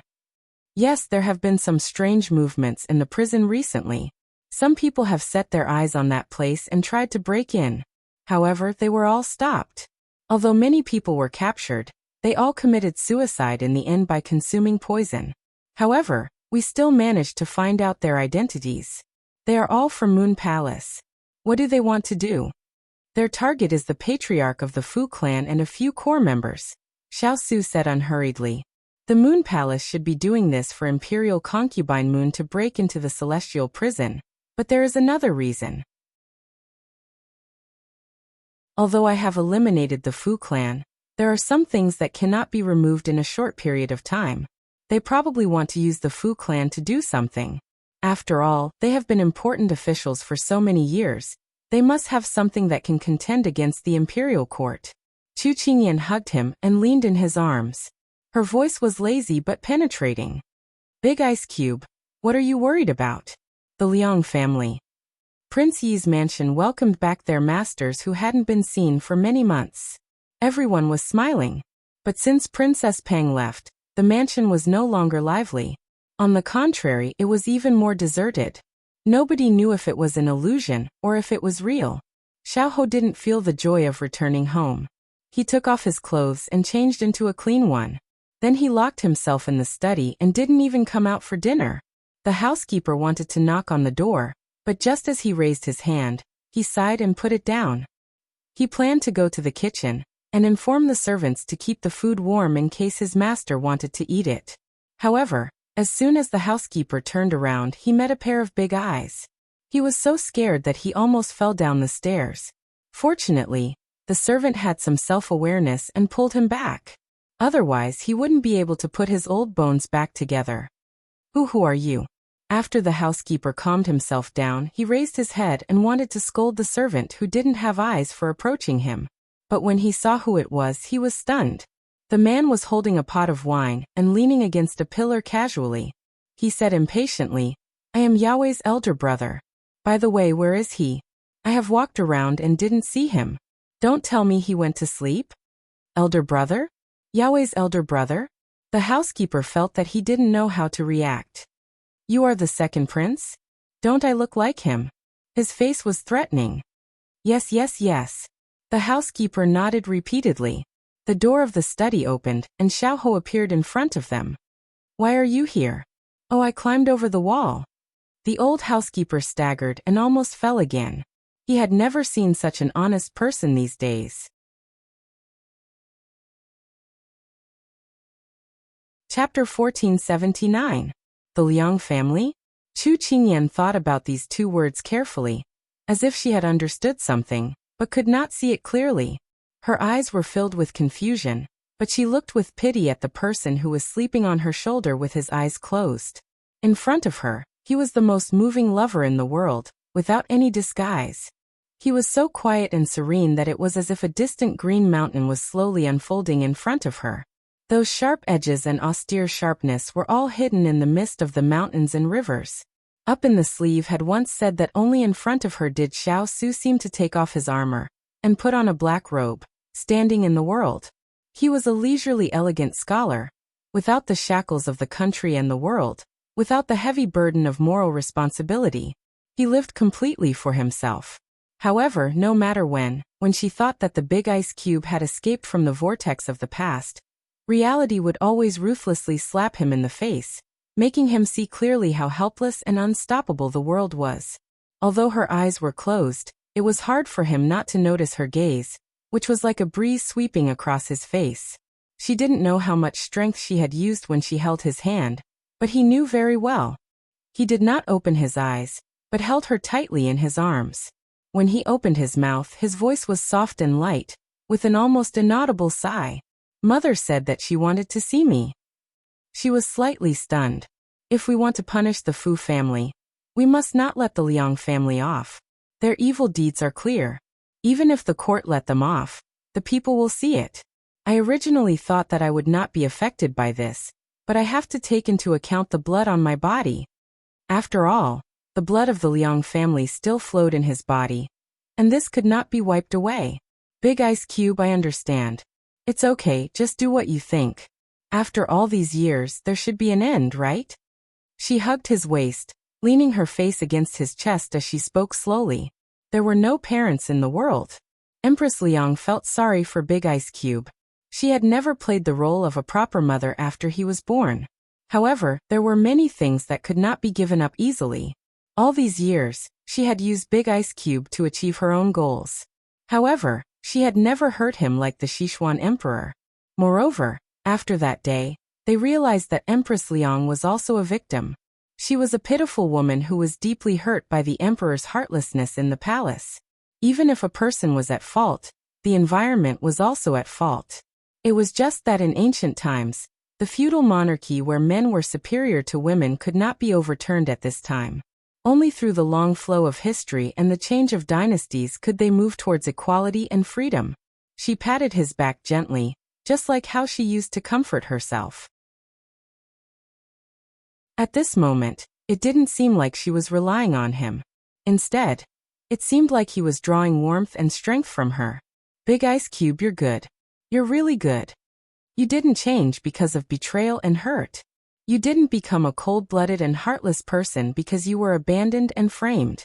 This kind of you, gentle and warm, is the Big Ice Cube that I've always known and liked. Since ancient times, it's difficult to be loyal and filial at the same time. No matter what decision you make, I'll support you. Xiao Su suddenly chuckled and let go of her. He straightened his back and looked at her with a clear and bright gaze. It was as if he had crushed a pool of stars, so bright and dazzling, so enchanting. I feel like I've been infected by your personality recently, and have become sentimental. Faced with his teasing, Chu Qingyan directly gave him a cushion. Burning the bridge after crossing the river? Fine. Sleep in the side chamber tonight. I won't send you off. The smile on his good-looking face did not diminish. Instead, it was even brighter. He took the cushion that she threw over and casually placed it in her arms. He leaned closer to her and breathed on her sensitive earlobe. Before she could react, he had already carried her and the cushion. The night is long. How can this husband bear to let his wife sleep alone? Hey, Wu, good girl. You can't do a surprise attack like this. My wife is also enjoying it, isn't she? Shameless. As long as I don't sleep in the side chamber, it doesn't matter if I don't want my face. She was completely convinced. A second ago he was confiding in her heart, and the next second, he turned into a wolf. Really, forget it, she was going to feed the wolf. In the lonely and silent Chaoyang Palace. Your Highness, His Highness still doesn't want to see you. Luo Yin stood at the side with a helpless expression. Empress Liang was not surprised at all. She faintly responded and casually fiddled with the cup on the table. Her eyes were absent-minded and her mind was elsewhere. Then what should we do? Luo Yin asked cautiously. Ever since His Majesty passed away, Her Highness's personality had undergone a huge change. It was as if she had become a different person. Although she did not get angry as often as before, her absent-minded appearance was even more worrying. Empress Liang collected her thoughts and sighed softly. If I can't see Su'er, then let's see Chu Qingyan. Luo Yin was stunned for a moment, but she still agreed. This old servant will deliver the invitation tomorrow. If this was in the past, how could a mother-in-law speak so humbly to see her daughter-in-law? However, things were different now, and the two people in the palace were not easy to meet. The palace fell into a dead silence again. Inside Prince Yi's estate, Xiao asked the old steward to prepare a table of dishes without any awkwardness, saying that he wanted to drink and chat merrily with his younger brother. Although the old steward was not clear about the current state of the imperial court, this was the first time Xiao had visited, so he did not know what to do. He cautiously tried to see what his lord was thinking, but his lord did not seem to care at all. The old steward could only support his old bones and trot to the kitchen to order the servants to prepare. Xiao wanted to ask the old steward to prepare the table and chairs, but he caught sight of the stone table and chairs in the courtyard from the corner of his eye. He jumped over without hesitation and opened the wooden cork at the same time. The aroma of wine just overflowed and was blown away by the evening wind. Xiao sniffed and felt that he was about to get drunk. Third brother, come quickly, or I will drink alone. Xiao looked at the person who was waving at him. He wanted to refuse, but he still walked over uncontrollably. Don't you have a stomachache? He smiled faintly and mercilessly said the excuse that person had used to brush him off in front of the palace gates today. Xiao laughed mischievously. It doesn't hurt now. Oh, you are willing to take out this wine? Xiao teased him. Xiao's face was a bit embarrassed. He looked away and said embarrassedly, I was wrong. If I have good things in the future, I will definitely share them with you. A strange feeling filled his heart. Other than little rascal, no one had said that they would share with him. Xiao felt that this feeling made his heart feel warm. Second brother was really doing what he said. For example, he really had taken out the wine now. Xiao knew how much he liked this wine. It was obvious from his intoxicated look when he opened the cork just now. However, he did not drink it immediately and insisted on waiting for him to sit down. Why did you suddenly want to drink with me? This was the first question Xiao had when he saw him tonight. Xiao rubbed his nose. I feel that you might not like to hear me say it. Then don't say it. But if I don't say it, I will feel uncomfortable holding it in. I heard that you were hurt by love. I feel that as your older brother, I should express my concern. That's why I brought the wine over to accompany you to relieve your worries. When the old steward who was walking over heard this, he almost made intimate contact with the ground again. Oh my lord, don't say it if you don't know how to speak.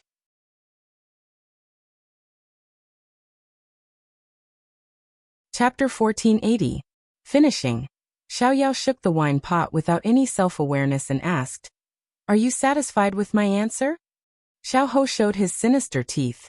Second brother, in the future, it's better to hold back some words or else.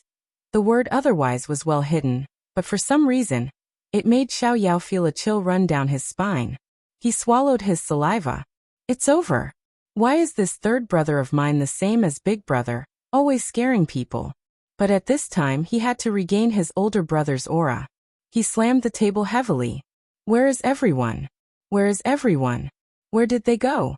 Wine cup, where are the dishes? The old steward shuddered. They had been caught in the crossfire. Coming.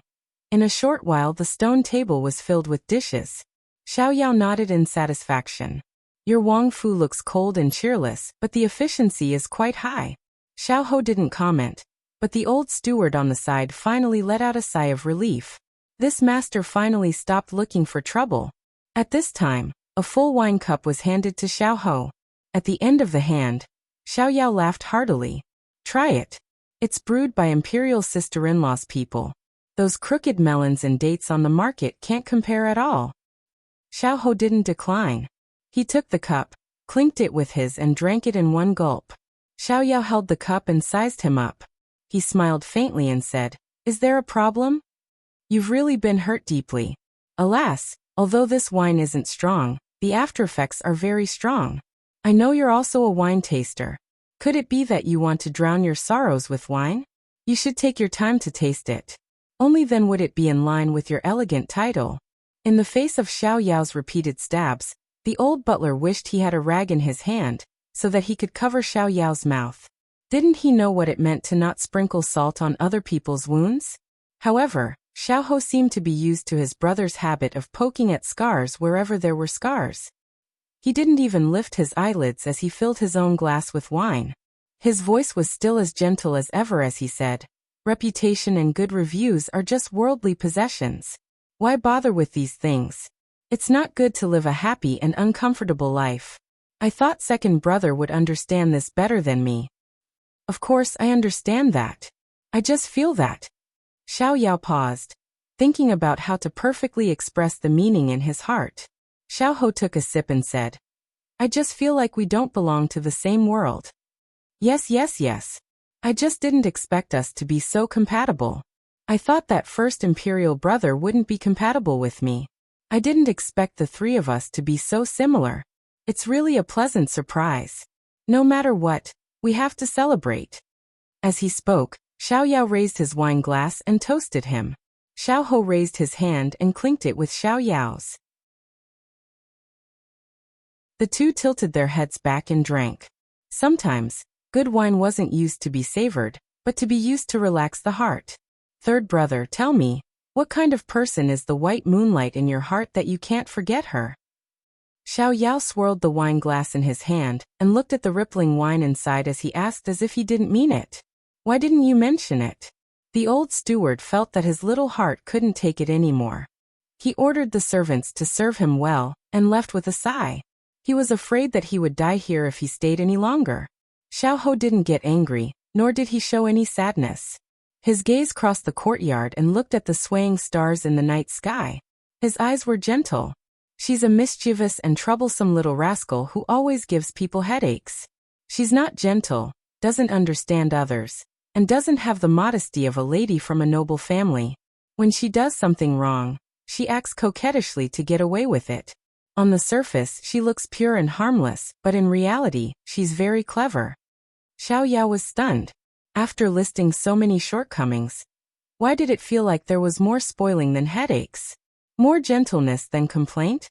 It was just that no one would have thought that his incomparably romantic younger brother would fall in love with such a type of girl. At this moment, he heard Xiao's soft voice after drinking a cup of wine. "But she's also very warm." Very warm. So warm that even if he exhausted everything, he still wanted to leave behind the white moonlight.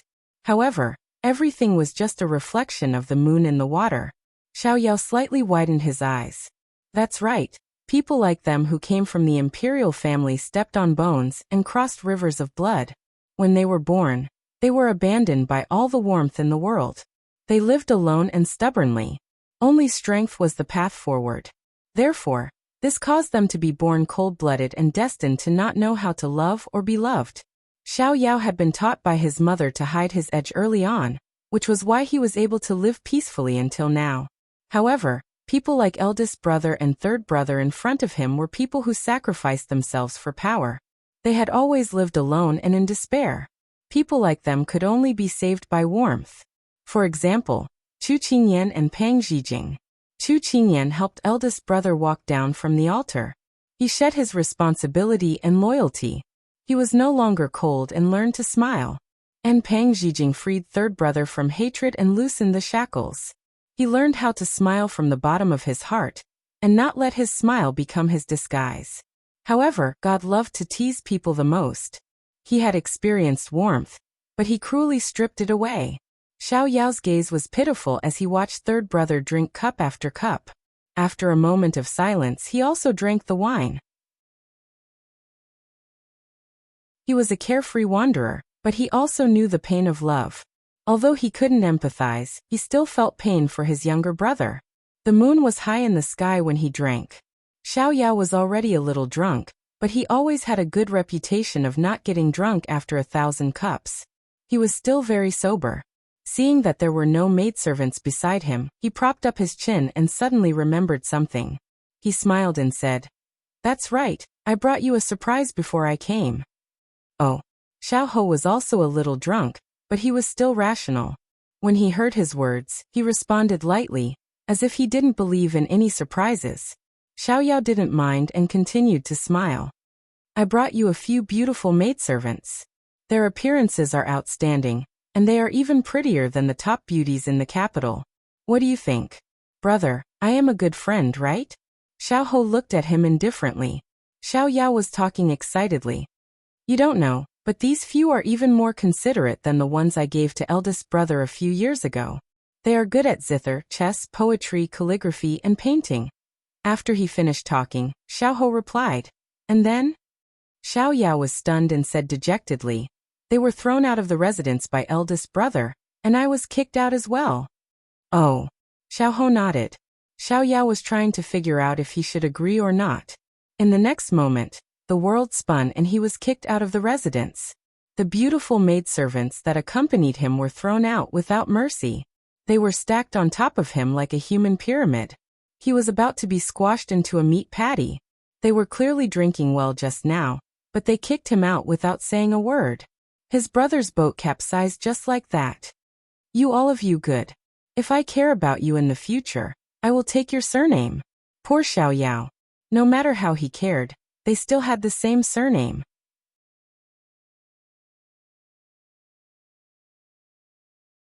Chapter 1481. Hearing the servant report everything that had happened outside the Fu, Xiao laughed and shook his head. This second brother was really interesting. He ordered, "Increase the security of the Fu.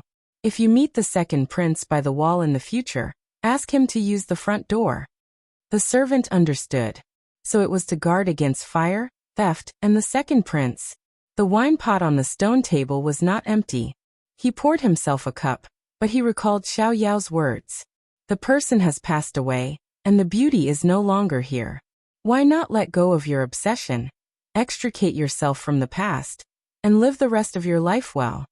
Xiao drank the wine. The previous sweetness turned into bitterness at the tip of his tongue. He smiled faintly. Since it had become an obsession, how could he extricate himself? Moreover, he had never thought of forgetting. Her every frown and smile had been engraved in his mind. Just like the wind blowing in front of his eyes, he felt like it was her breath. The shadows of the trees on the ground were like her dancing dress. His longing had entered his bones, his soul, and had become one with him. They had long been inseparable. Why did he choose to let go of her? He could leave everything behind and go with her. He could go to heaven and earth, the human world, the gates of hell, as long as she was there. The alcohol surged, and he walked forward unsteadily. Life was like a dream. How much joy did he have? Only Du Kong was generous and unforgettable. Since that was the case, it was better to be drunk. Perhaps he could still meet her in his dreams. Recently, she had often entered his dreams. He could see changes in her every time.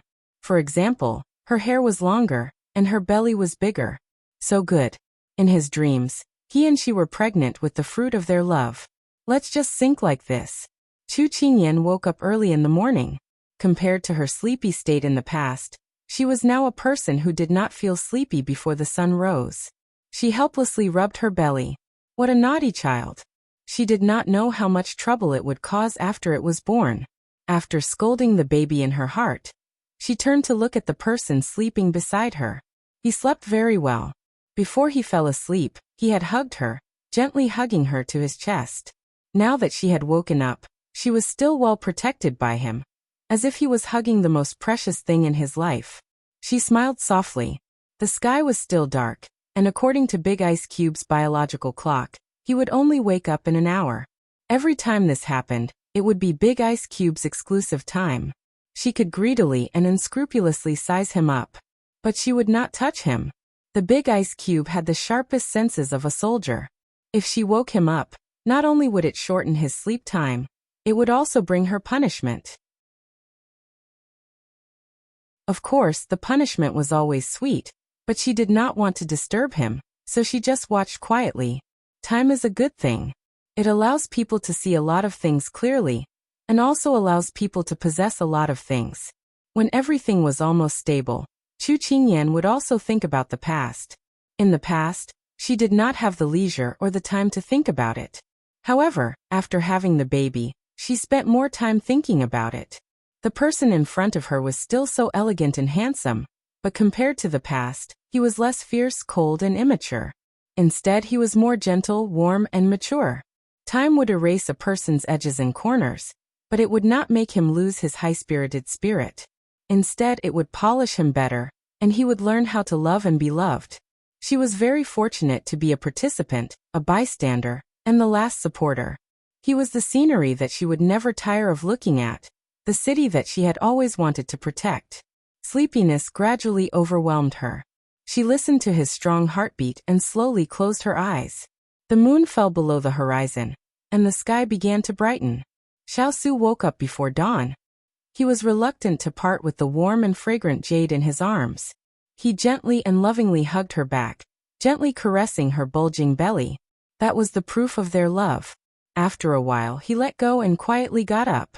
But when a man of iron had something to worry about, a steel spear could also become soft. After Xiao Su freshened up, he walked out of the hall. He ordered the palace servants not to disturb her, and carefully asked about her meal today. Only then did he feel relieved to go to the morning court. Although he had not yet ascended the throne, what he did was almost the same as an emperor. Turin and the fire spirit accompanied him on his left and right, gradually going away. Jasper and Xining had already gotten up in the morning to replace the two of them outside the hall. This was the beginning of the day. When Chu Qingyan woke up, it was already late in the morning. She looked at the empty bed beside her, stroked her belly and smiled. "Baby, your papa has already gone to work hard to earn money to support the family. We should also get up." Perhaps hearing the movement inside, Jasper and Xining opened the curtain and came in. Seeing that their master had already gotten up, they immediately went to greet her, and took over their own tasks. "Master's complexion is so good today," Xining praised with a smile. Chu Qingyan touched her face and sighed softly. "After eating and sleeping, how bad can my complexion be? I'm just afraid that I'll be so fat that I won't even be able to recognize myself." Xining was amused. She shook her head and seriously analyzed. "Master, you see, there are very few people who can maintain such a good figure after being pregnant. You, on the other hand, not only did you not gain weight, you're also becoming more and more beautiful. If it weren't for the fact that this servant is a woman, this servant would have fallen under your pomegranate skirt." Chu Qingyan giggled and turned to Jasper and pointed at this little girl. "Do you feel that your mouth is getting sweeter and sweeter, and you're getting better at lying through your teeth?" This subordinate saw Xining smearing honey on her mouth this morning before coming over. Jasper said seriously. Chu Qingyan held her belly and laughed. Since when did this cold-faced girl like her know how to joke? It was really too fun. The absolute contrast was cute. On the other hand, after Xining finished fixing the hair ornaments on her master's head, she stomped her feet and said angrily, "You're all bullies. Jasper, you're too bad, too bad." As she said this, she took the water basin and walked out. When she walked out, she stomped on the floor loudly, causing her master to laugh without giving her any face. Jasper also couldn't help but laugh. Early in the morning, with such a happy person to play and laugh with, her mood for the whole day was much better. Not long after, the little girl who left in a fit of anger came back, but the expression on her face was much more serious. "What's wrong?" "Master, the Empress's palace just sent a servant, saying that the Empress wants to see you." Chu Qingyan was a little surprised and slightly frowned. Although Xining was still young and usually had a cheerful appearance in front of Chu Qingyan, when it came to dealing with things, she would reveal a calm side, such as now. "Master, although the Empress is still the master of the harem in name, His Highness has said that no one can order you to do anything. Also, you're pregnant now, so it's not suitable for you to go out."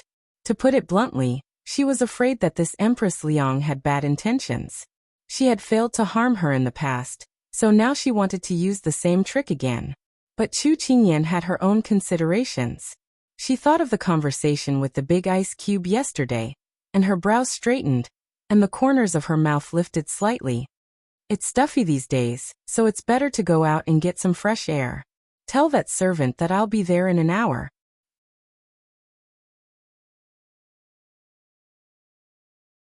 Chapter 1482. On this day, Xiao suddenly woke up. Because the little rascal in his dream had suddenly screamed that she was about to give birth. But he woke up. His sweaty palms closed as if he wanted to grab something, but it was in vain. The hangover made his head feel like it was about to explode. He leaned against the bed with difficulty, trying to recall the scene in his dream. The little rascal's lips opened and closed, as well as her moist and painful eyes. Xiao. He couldn't accompany her when she was alive, and now he couldn't bear the pain for her even in her dream. At this moment, Xiao tasted the taste of heart-wrenching pain. So what if he had power? So what if he had money? If he couldn't protect the person he wanted to protect, if he couldn't see the person he wanted to see, fame and fortune, wealth, it was all just a joke. Xiao raised his hand to cover his eyes, covering all the grief, loneliness, and despair. The originally cold and cheerless prince's mansion became lively, because of an uninvited guest. I say, third brother, you're too much. I just left and you increased the number of guards. Don't you know that you're disturbing my mood? Xiao fanned himself with all his might, his face full of excitement. Listening to his brother's questioning, Xiao was angry and wronged, but he didn't move. He lightly said, I actually didn't know that climbing walls was second brother's mood. Forgive me for being ignorant. Xiao choked and increased the strength of his fan, as if this was the only way to save his face. You don't know what I hate the most are the rules of those big houses. When I see someone, I have to inform them one by one. By the time I really see them, it's already too late.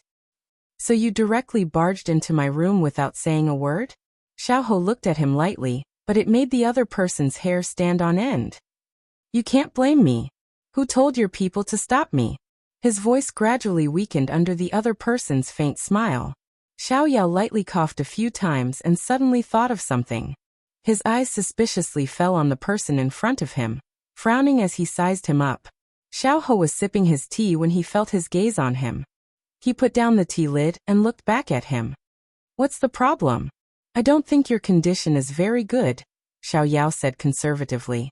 Xiao thought that after being drunk for a night, it was normal for him to be in a bad state.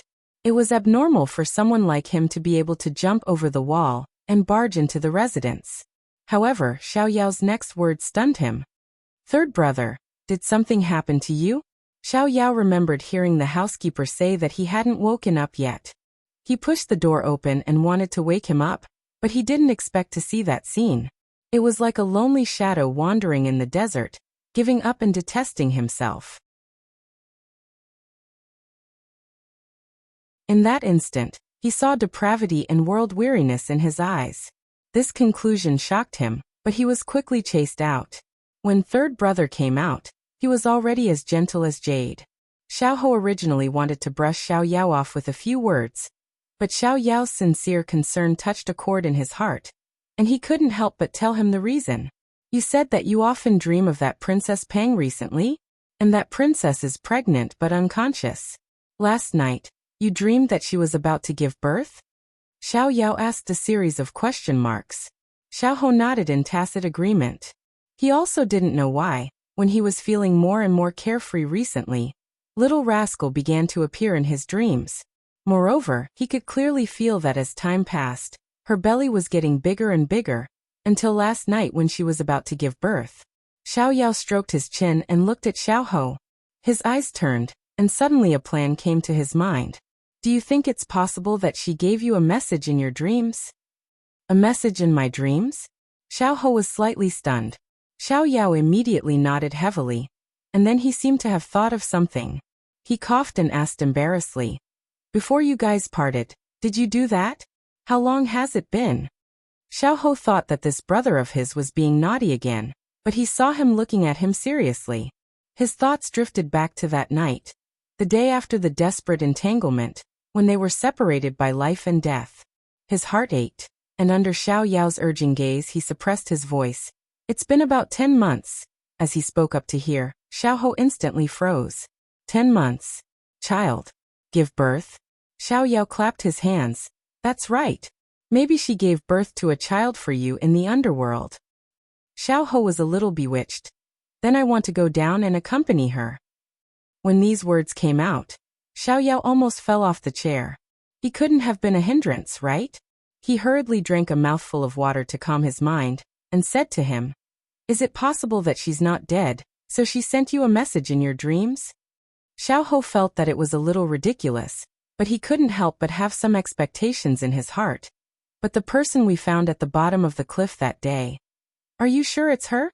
Although I'm not very clear about what happened that day. Are you sure there won't be any problems with so many forces? And the corpse that you found, did you properly identify it?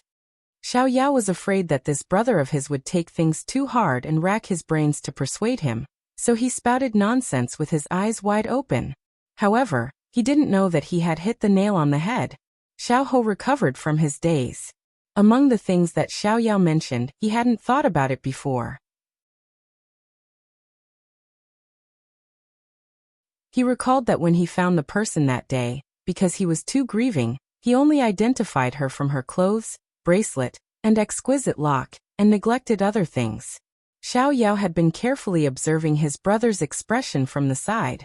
At this time, when he saw that his brother was uncertain, he regretted speaking nonsense, but since things had already come to this, he could only continue down this path. Brother, maybe what I said was wrong. The person is really no longer in this world. You have to restrain your grief. But you have to think, why would there be such a thing as a dream? Maybe it's a dream, but it's also possible that the other party is expressing their own thoughts and wants you to live well, and not commit suicide at such a young age. Don't you think so? At this time, Xiao Ho already couldn't listen to what he said. Second brother, you go back first, I'll entertain you next time. Ah. As a result, Xiao Yao was once again magnificently locked out of the prince's residence. The only thing that was better than last time was that this time, he was asked to leave. Why was he so submissive in front of his eldest brother, but when he wanted to come to his third brother's place to seek revenge, he became like this? Could it be that he wasn't suited to deal with these smart people? He couldn't beat them in a fight, he couldn't win in an argument, and he couldn't deceive them. Ah, what a sin! Xiao Yao bit his sleeve in grief and indignation. How did he get these two brothers? However, after Xiao Yao left, Xiao Ho ordered someone to summon Lin Jiangdong. Lin Jiangdong thought that something big had happened, so he hurried over. However, he immediately gave a few orders. Aside from the people who are assisting Imperial Brother, get everyone else to investigate the matter of Zijing falling off the cliff last year. See if there are any suspicious people who appeared. And if there's anything wrong with the people entering and leaving the city. Also get the coroner to. The words dig up the grave and conduct an autopsy were on the tip of his tongue, but he didn't say it out loud. Go and investigate first. If there's anything wrong, report it to me immediately. Lin Jiangdong had never seen his master so anxious. Could it be that he was suspicious about the princess falling off the cliff and dying? Lin Jiangdong didn't dare to delay any longer. He came in a hurry and left in a hurry. Xiao Ho's hands tightly gripped the armrest of the chair. His turbulent emotions were hidden under a layer of calmness. If you're still alive, if you're still alive.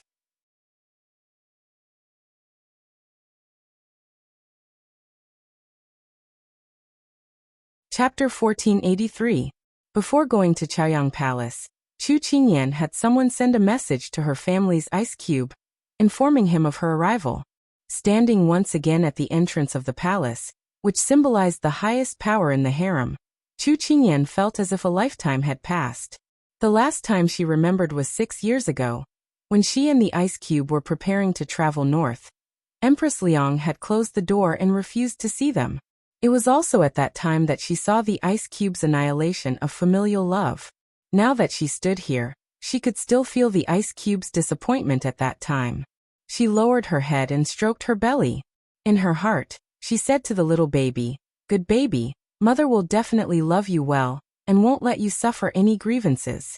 Empress Liang had long received the news that Chu Qingyan had come.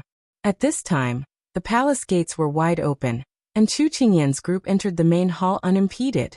Chu Qingyan, who originally had some emotions, immediately choked on her dissatisfaction and complaints when she saw the person sitting at the head of the table. She couldn't say anything. Her hair, which used to be jet black and beautiful, was now as white as snow. Her smooth and rosy skin had lost its luster, and wrinkles covered her entire face. Her rich and noble figure was now emaciated, and even the complicated palace attire couldn't hide her frailness. It had only been a few months since the Sichuan emperor's death, but the incomparably dignified mother of the country had now aged beyond recognition. Chu Qingyan didn't know what had happened during this time, but she knew that the ice cube wouldn't do anything to mistreat his imperial mother. Shock was shock, but Chu Qingyan still immediately bowed, and no one could find fault with it. Qingyan greets Nyang. May Nyang have good fortune and safety. Good fortune and safety? Empress Liang didn't miss the shock in Chu Qingyan's eyes. She shook her head with a bitter smile. No matter how high one's power is, there's no way to have good fortune and safety. Luoyin, take a seat. Chu Qingyan could hear that she wasn't targeting her, so she sat down. Empress Liang's gaze fell on her belly, and her empty eyes regained some spirit. How many months? Almost 7 months. Time really flies. When I was pregnant with Su Er, it was over 20 years ago. Now in the blink of an eye, he's going to have his own child. Time really doesn't spare anyone. Empress Liang sighed with emotion, and her words were filled with desolation and sorrow. Before coming here, Chu Qingyan could still figure out the Empress's intentions. However, after chatting for a while, she realized that it was all about the baby. She couldn't guess why the Empress had called her here. Was she purely concerned about her child? Perhaps people would change after experiencing something, but she believed that it wouldn't change a person completely all of a sudden. After chatting for a while, Empress Liang finally revealed her purpose. Chu girl Su Er has a grudge against me and doesn't want to see me. I had no choice but to come up with this plan and have you make a special trip. Empress Liang had always been arrogant. She rarely lowered her head like this and spoke humbly to her. It was hard for Chu Qingyan not to be surprised by this. However, she couldn't forget the suffering that Big Ice Cube had suffered for so many years. Even if Empress Liang expressed goodwill now, she wouldn't be soft-hearted. Empress, if you have something to say, please speak frankly. Empress Liang knew that it was already a blessing to be able to see her, so she didn't expect her to treat her well. She nodded and said, Chu girl, I know that Su Er won't let the Liang family off, but please say a few words to him. No one who stands in a high position has clean hands. In order to not be dragged down by others, methods have become the foundation of their survival. Empress, as an official, as long as it's for the benefit of the common people, it's forgivable to use some methods. However, Chu Qingyan's gaze became sharp. For their own selfish interests, for their own power and wealth, they use unscrupulous methods to become vermin of the court. They harm the common people and don't care about the people's livelihood. This kind of person doesn't deserve to be an official. Therefore, you don't have to absolve the Liang family. After so many years, you and I are well aware of how many dirty things they've done that harm others for their own benefit. When she and Big Ice Cube had traveled north, they'd punished so many corrupt officials and seen so many people living in poverty. The darkness under the prosperous times she'd experienced was far from what Empress Liang, who was born noble and lived a pampered life, could understand. Empress Liang was choked by her words. Because of the previous orders, the people beside her didn't dare to stand out and scold Chu Qingyan for not respecting her elders and offending her superiors. They could only glare at Chu Qingyan, but they were also shocked by her boldness. Chu Qingyan thought that Empress Liang would fly into a rage from the younger generation's merciless words, but she didn't. After her face paled a little, she recovered her calm. She looked at Chu Qingyan with an unfathomable expression. Little Chu, I don't deny that you're right, but when people hold power in their hands, very few people won't lose themselves. However, today, we don't want to discuss this problem. Empress Liang coughed softly. After recovering from her shock, she continued, the Liang family may have committed too many evil deeds to the point where they can't be eliminated, but they have also done a lot for Su Er. From the moment Su Er was born, They have supported him and sought power and benefits for him in places where no one could see. Otherwise, this world would have already become Xiao rants. Even if they didn't make any contributions, they have worked hard. For this reason, can Su'er show some mercy? Just as Empress Liang finished speaking, she felt an intense gaze that couldn't be ignored locked onto her. She raised her head and met Chu Qingyan's cold and indifferent gaze. She felt that she was being suppressed and couldn't help but be stunned. At such a young age, she already had such an aura. When she was fully grown, how stunning and dazzling would she be? Nyang Nyang, do you think that the Liang family is sincerely helping His Highness and not because of his status? And have you ever treated His Highness with sincerity? Have you treated him as your own flesh and blood, and planned a broad path for him instead of using him to obtain more power for the Liang family, and to satisfy your own vanity? Chu Qingyan threw one question after another at Empress Liang, causing her face to turn pale, and she was at a loss. She stood up and said coldly to the person at the head of the table, Nyang Nyang, as the master of the inner palace, you should know that the inner palace is not allowed to interfere in politics. Therefore, Empress Liang Qingyan is powerless to do what Nyang Nyang has requested. Farewell. She was exonerating the Liang family. She felt that if this was the reason Empress Liang had called her here, then there was nothing that could be said between them. When Xining supported Empress Liang and prepared to leave, she suddenly heard an urgent voice chasing after them from behind. I have some things that can help Su'er. I can exchange them with you. When these words fell, Chu Qingyan stopped in her tracks and slowly turned around to look at Empress Liang. The delicate woman looked at her against the light, a hint of ridicule appearing in her eyes. Empress Liang's heart was filled with bitterness. She never thought that in the end, she would still use this kind of method. However, she was already at the end of her rope. What else could she ask for? What else could she hope for?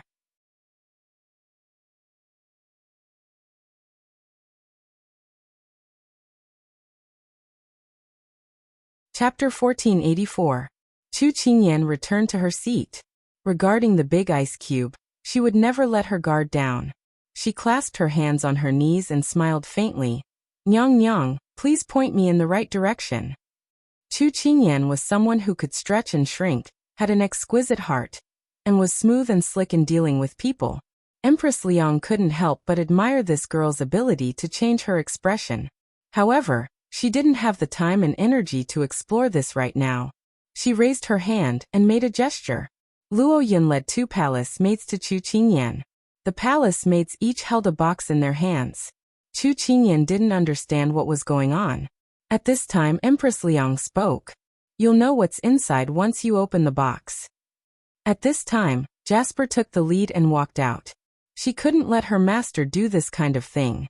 If this empress had bad intentions and tampered with the box, then it would be terrible.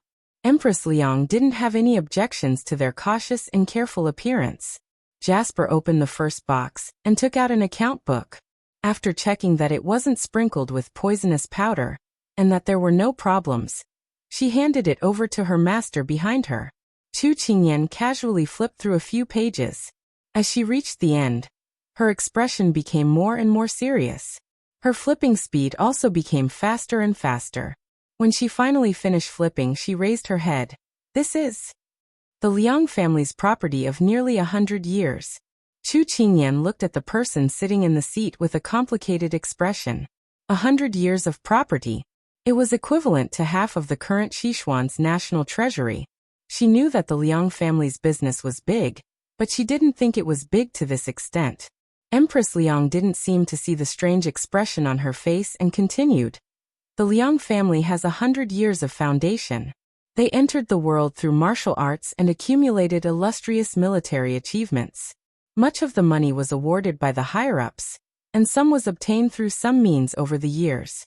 On the surface, the Liang family's property has been confiscated, but the hidden wealth is unknown unless it's the few people in charge of the Liang family. However, the Liang family is no longer alive to use these, so give them to Su'er. Now that he wants to ascend the throne, there are many places where he needs money. Although she was shocked speechless by the huge number of words, Chu Qingyan still maintained her calm on the surface because at this time, Jasper had already gone to open the second box. Because of the foreshadowing before, Chu Qingyan was mentally prepared to face the second box. When she saw Jasper take out an old token, Chu Qingyan didn't underestimate it. Empress Liang's gaze fell on the token in Chu Qingyan's hand. Her gaze changed slightly, and then there was a fluctuation. That token can mobilize a team of secret guards secretly trained by the Liang family. There are a total of 108 people. In the face of Chu Qingyan's doubts, Empress Liang continued. Although there aren't many people, each of them is an expert who can fight against 10 people at once. They are not much worse than the fierce cavalry.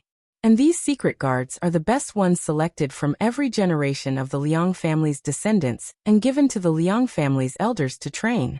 They are best at assassination. Now there are many treacherous officials who can't be dealt with by national law on the surface, and there will be in the future. They must be dealt with by extreme means, but this can't touch the forces on the surface, not even the fierce cavalry. However, with this token, Su'er can mobilize the Liang family's secret guards to carry out these tasks. Don't worry, the Liang family's secret guards only recognize tokens, so you don't have to worry about them betraying their master. Empress Liang answered the question in her heart. Chu Qingyan looked at the heavy things in the box, her gaze very puzzled. Why are you giving them to me? These two are the Liang family's trump cards, the protective talismans that the Liang family has left behind for 100 years. But I know that Su'er won't care about them, but I also know that he cares a lot about you. And with your feelings for him, you won't watch him give up such an important and convenient path, and insist on charging through it himself. He will listen to your words. When she learned that the palace these two people lived in was named after the two of them by Su'er, she knew how deep the two children's feelings were. If we accept these things but they don't meet your wishes? Chu Qingyan asked with a deep gaze. Empress Liang smiled bitterly. Then we will accept it. On her father's side, she had done her best. Chu Qingyan looked at the two boxes, and suddenly felt a chill in her heart.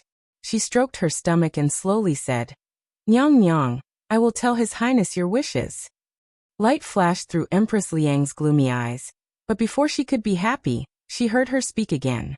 But Nyang Nyang, you know you have taken another wrong step. Without waiting for Empress Liang to ask, Chu Qingyan continued to speak. If you took the initiative to offer these two things to atone for your crimes, perhaps His Highness would be lenient on account of the Liang family's many years of achievements. He would also be able to see that you are truly remorseful and make up for your many years of wrongdoing to His Highness. But you chose to exchange. This has a different meaning. It is too cold-blooded and too heartless. Chu Qingyan stood up, and Jasper also put away the two boxes. She stood behind her with Xining. Her gaze swept over the boxes, and then looked at the person whose eyes were already unfocused. Her lips parted slightly.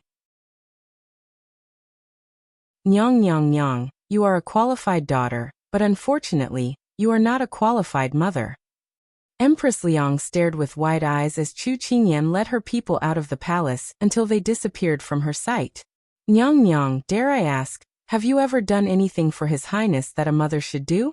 Have you ever loved him, just because of him? Just because of him, not because of his identity as a prince. Love him, protect him, just because of him. Chu Qingyan's words before she left were like the ringing of a bell, ringing loudly in her ears. Beloved Nyang Nyang Nyang, do you know what a young child is afraid of? What they are most afraid of is living in this world and no one cares about them. Empress Liang completely collapsed in her seat, her fingers trembling as she hugged her trembling shoulders. She shouldn't have vented her hatred on her own flesh and blood, because she couldn't obtain the Emperor's love. She shouldn't have let him experience the deepest coldness of familial love. She was wrong, completely wrong. But this was all her own doing, and she couldn't live. The scars were already there, and they couldn't be erased. Walking out of Chaoyang Palace, Chu Qingyan felt like she had experienced a great battle, and she felt powerless. Even now, Empress Liang still couldn't learn how to love her own child. It was really too sad. Her heart ached for Big Ice Cube, but she couldn't waste time being sad. She had to live well with Big Ice Cube and live through the rest of the days. She quickly walked back with her people. As he stepped onto the stairs, he saw the familiar figure standing below Yansu Palace, as well as the clear eyes that relaxed after seeing him. Yansu Palace, her face, his thoughts. He said that she had to walk in front of him so that he could protect her. When she wanted to rely on him, he could hug her in time. She smiled faintly like a flower, lifting her skirt to greet him.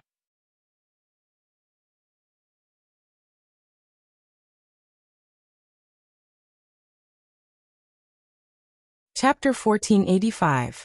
Seeing the little fellow standing in front of him unharmed, Xiaosu's raised heart finally settled down. He raised a hand to cover her head and softly reprimanded. Why did you run to Chaoyang Palace on your own? You're already going to be a mother.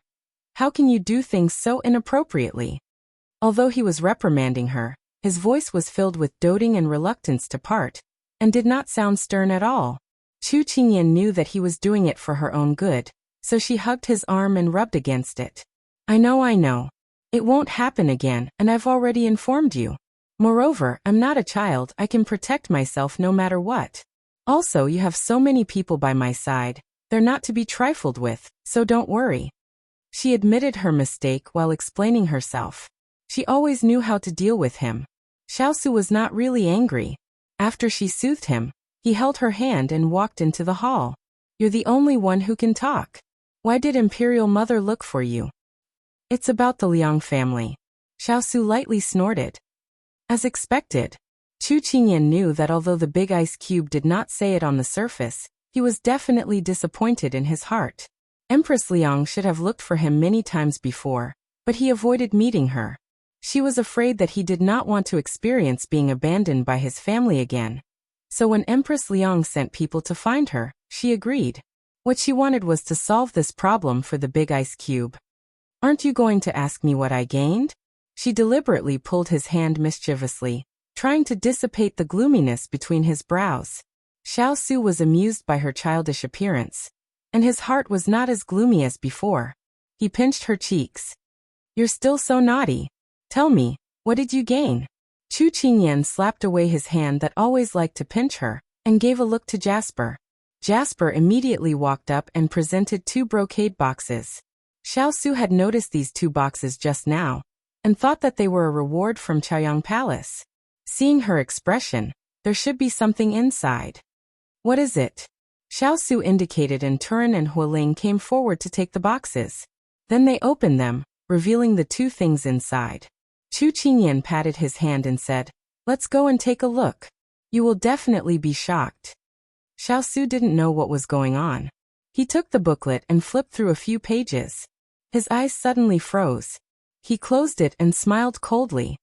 Previously, I felt that the silver in the Liang family's treasury was far from the actual amount that was stolen. I didn't expect it to be here. Of course, Chu Qingyan did not know that Big Ice Cube had already found out. She nodded and said, A cunning rabbit has 3 burrows. Normally, the richer and more powerful a person is, the better they know how to hide. However, to be able to hide from the fierce wind cavalry's intelligence network, it is really impressive. Xiaosu did not comment, and his eyes fell on the token in the second box. Chu Qingyan saw this and immediately repeated Empress Liang's words to him. Xiaosu was expressionless. Until Chu Qingyan finished, he threw the 2 things back into the box. Give the account book to Second Prince and the token to Prince E. Let them deal with it. Turin and Hualing did not say anything and left the palace with the things. After giving the order, Xiaosu was in a daze for a while, as if he was thinking about a lot of things, but also as if he wasn't thinking about anything at all. At this moment, a warm and soft feeling appeared in his cold palm. He turned his head and met a pair of understanding eyes. Big Ice Cube, I took these 2 things without your consent. Did I make things difficult for you? Xiaosu held the softness in his hand and smiled. No, don't think too much. You helped me solve the problem by doing this. I should thank you. That's good. She snuggled up to him and leaned her head on his shoulder. She looked like she was clinging to him. The indescribable sense of loss in Xiaosu's heart disappeared after he felt her strong dependence on him. He didn't want to laugh anymore. He was no longer the helpless youth from 10 years ago. Now he had a sweet burden on his shoulders. He had more warmth than he had in the past.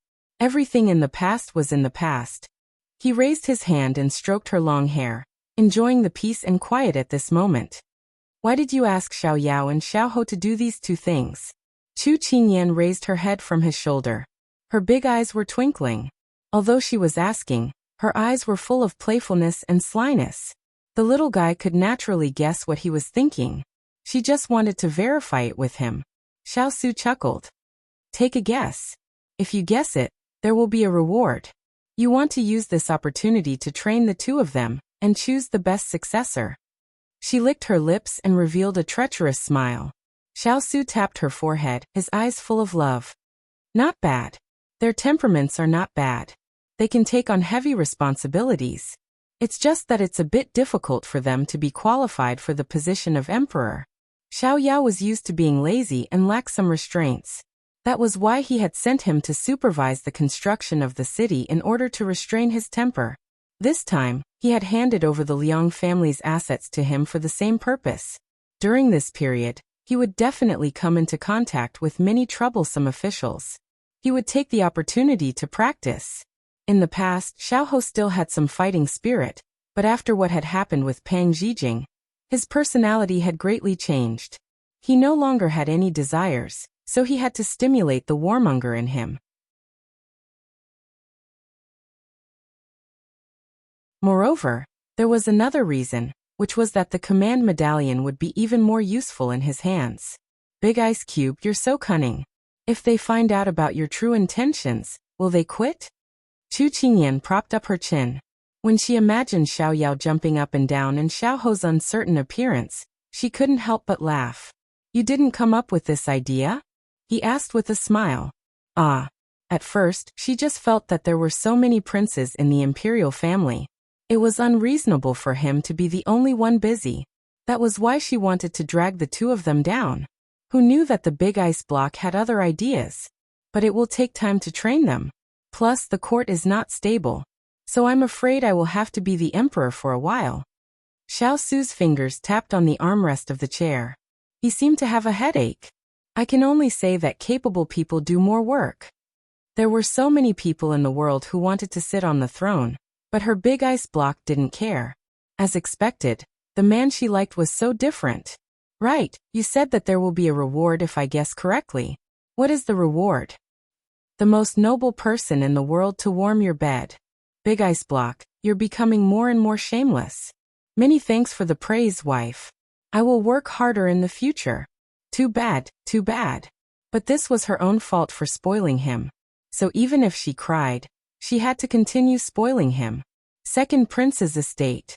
Xiao Yao thought that he could relax for a few days, but Hualing had brought his royal brother's orders and a box.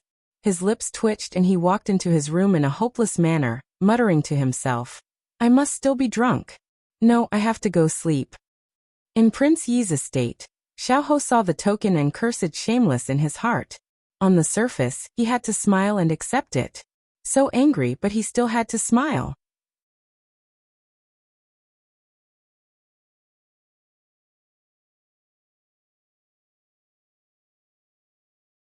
Chapter 1486.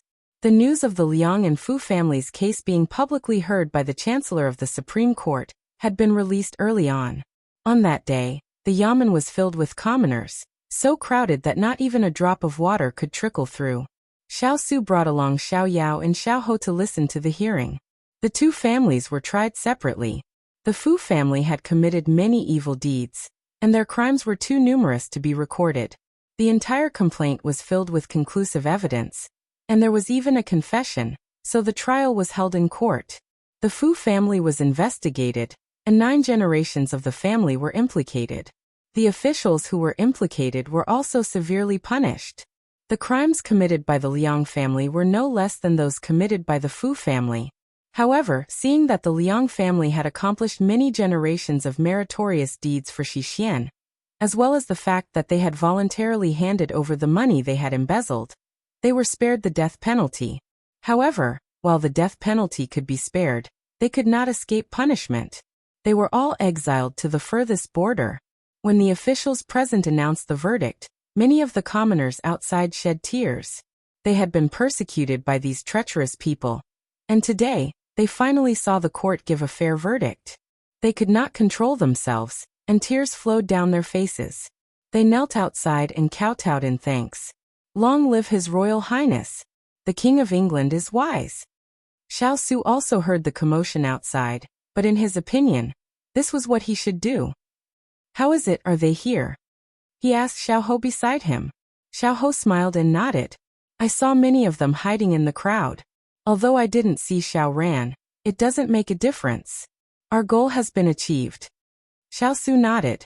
This public trial was to lure the snake out of its hole. After more than half a month of planning, it finally did not go to waste. Xiao Yao shook his head. It seems that we can offend anyone but our eldest brother. No one can compare to his patience in lying in wait. As soon as he finished speaking, Xiao Yao received a cold glare from his royal brother. He immediately pretended to pull a thread over his mouth. He glanced at Xiao Ho, who was watching the show from the side, and suddenly realized that his third brother's patience was not bad. It seemed that he could not offend either of these two great Buddhas. Otherwise, one day he would be plotted against so badly that even his pants would be pawned off. In a tea house not far from the Supreme Court, a man wearing a black bamboo hat stood by the window and listened to his subordinate's report. The verdict has just been announced. The execution will take place 3 days later at noon. The man's hand gripped the windowsill, his veins bulging as if he was restraining something.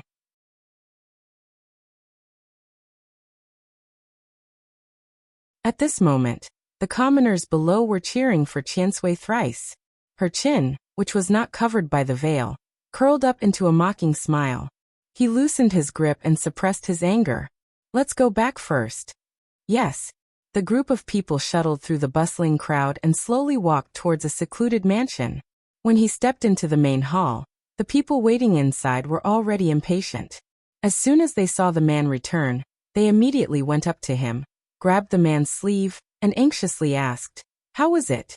The woman who greeted him was none other than Consort Yu, who had disappeared for a long time. The man who was being questioned raised his hand and took off his bamboo hat, revealing a handsome and determined face. It was Xiao Ran, whom she had not seen for a long time. He pulled his sleeve out of Consort Yu's hands, walked to the table, and put down his bamboo hat. He took the tea from the servant and moistened his throat. Then he turned to Consort Yu, who looked uneasy. The verdict has been announced. Grandfather and his family will be executed at noon 3 days later. There will be no exceptions. When Consort Yu heard the news, although she was mentally prepared, her legs still went weak and she almost fell down. Fortunately, the servant girl beside her caught her. She came back to her senses and angrily pushed the servant away. Her eyes were ferocious as she said, "It is all Xiao Su's fault. He must be the one who wanted to harm the Fu family. Otherwise, this would not have happened." Seeing her angry face, Xiao Ran sighed softly. "Mother, the Fu family brought all of this upon themselves. Even if it was someone else, they would have suffered the same fate." As soon as Imperial Concubine Moon finished speaking, she slapped him across the face. Xiao Ran's face was slapped to the side.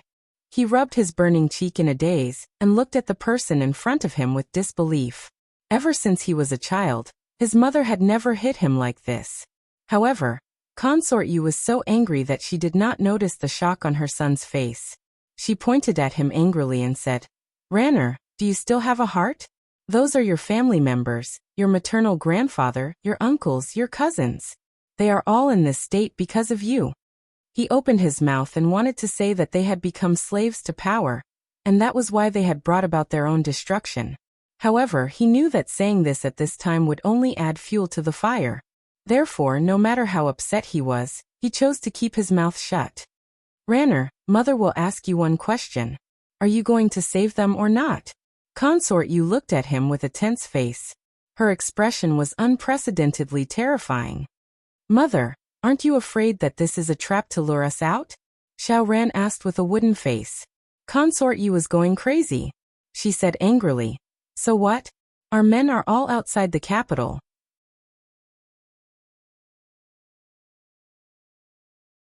Are you afraid that we can't beat them? Besides, regardless of whether it is a trap or not, Your maternal grandfather's family is as important as a mountain to you. Are you going to watch them die without doing anything? Seeing his mother like this, Xiao Ran felt a lump in his throat. He was unable to say anything. In the end, he seemed to compromise and said, "All right, I will save them." Consort, you finally relaxed after hearing this. It was also at this time that she seemed to realize that her behavior was too extreme.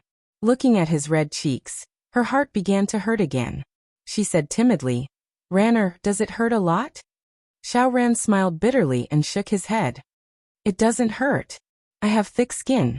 "That's good, that's good." It was unclear whether she was saying this to him or to herself. "If there's nothing else, then I will go and make arrangements." Xiao Ran felt that he could no longer calmly stay with her. Consort, you also knew that her son was feeling uncomfortable. She could only murmur in agreement and watch him disappear through the door. After leaving the main hall, Xiao Ran threw himself against a tree in the courtyard. He struggled to look in the direction of the sun. It was as if he wanted to use the blinding light to stab his eyes and prevent the tears from welling up in his eyes. Why did everything turn out like this? It was like a dream. After waking up from the dream, everything had turned upside down. Xiao Ran closed his eyes and exiled himself in the shadow of the tree. Inside the imperial palace, Xiao Ho stood in front of the table. He raised his hands and bowed. "I've already sensed that there are changes inside and outside the capital. Should we take action now?" Xiao Yao followed his brother's gaze and looked at the person sitting on the main seat. Xiao Su thought for a moment. His eyes flashed. "Pass down the order. In order to prevent any unforeseen events during the execution, no one is allowed to enter or leave the city for the next 2 days." Xiao Ho obeyed. Xiao Su continued. "Have Wu Lin and his men wait 5 kilometers outside the city. Be prepared to take them in at any time." Xiao Yao jested from the side. "Looks like Xiao Ran won't be able to jump around for much longer this time." Xiao Su and Xiao Ho looked at each other and saw the amusement in each other's eyes.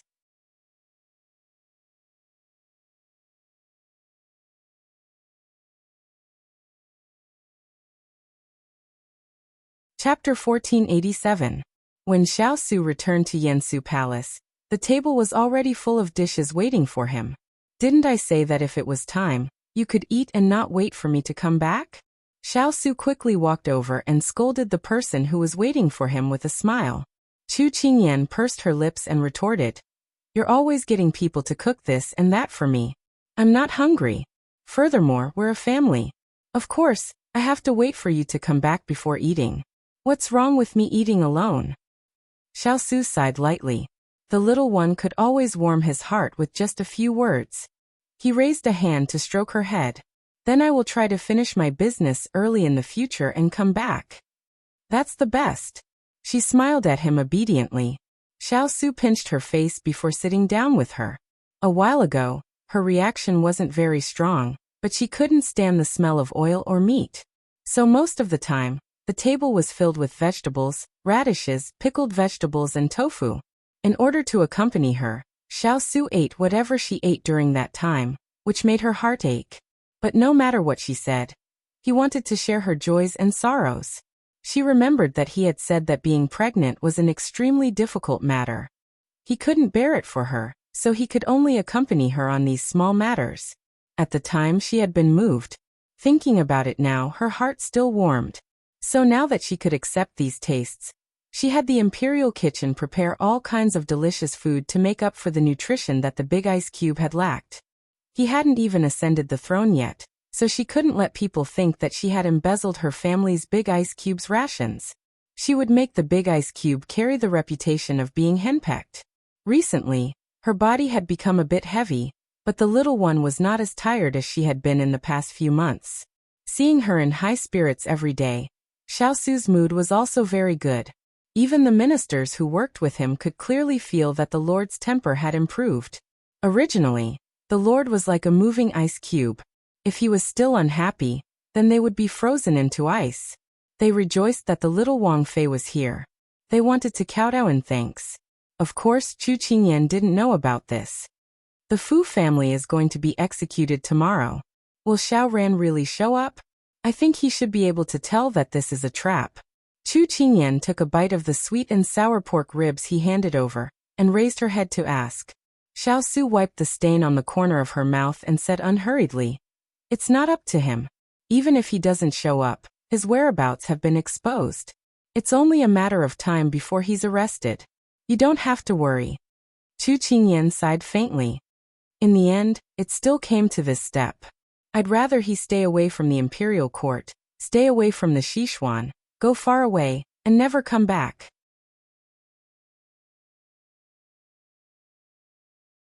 Xiao Ran was at fault, but none of this was caused by him. It could be said that he had unknowingly become someone's accomplice. It's very difficult. Don't forget that he still has Consort Yu by his side.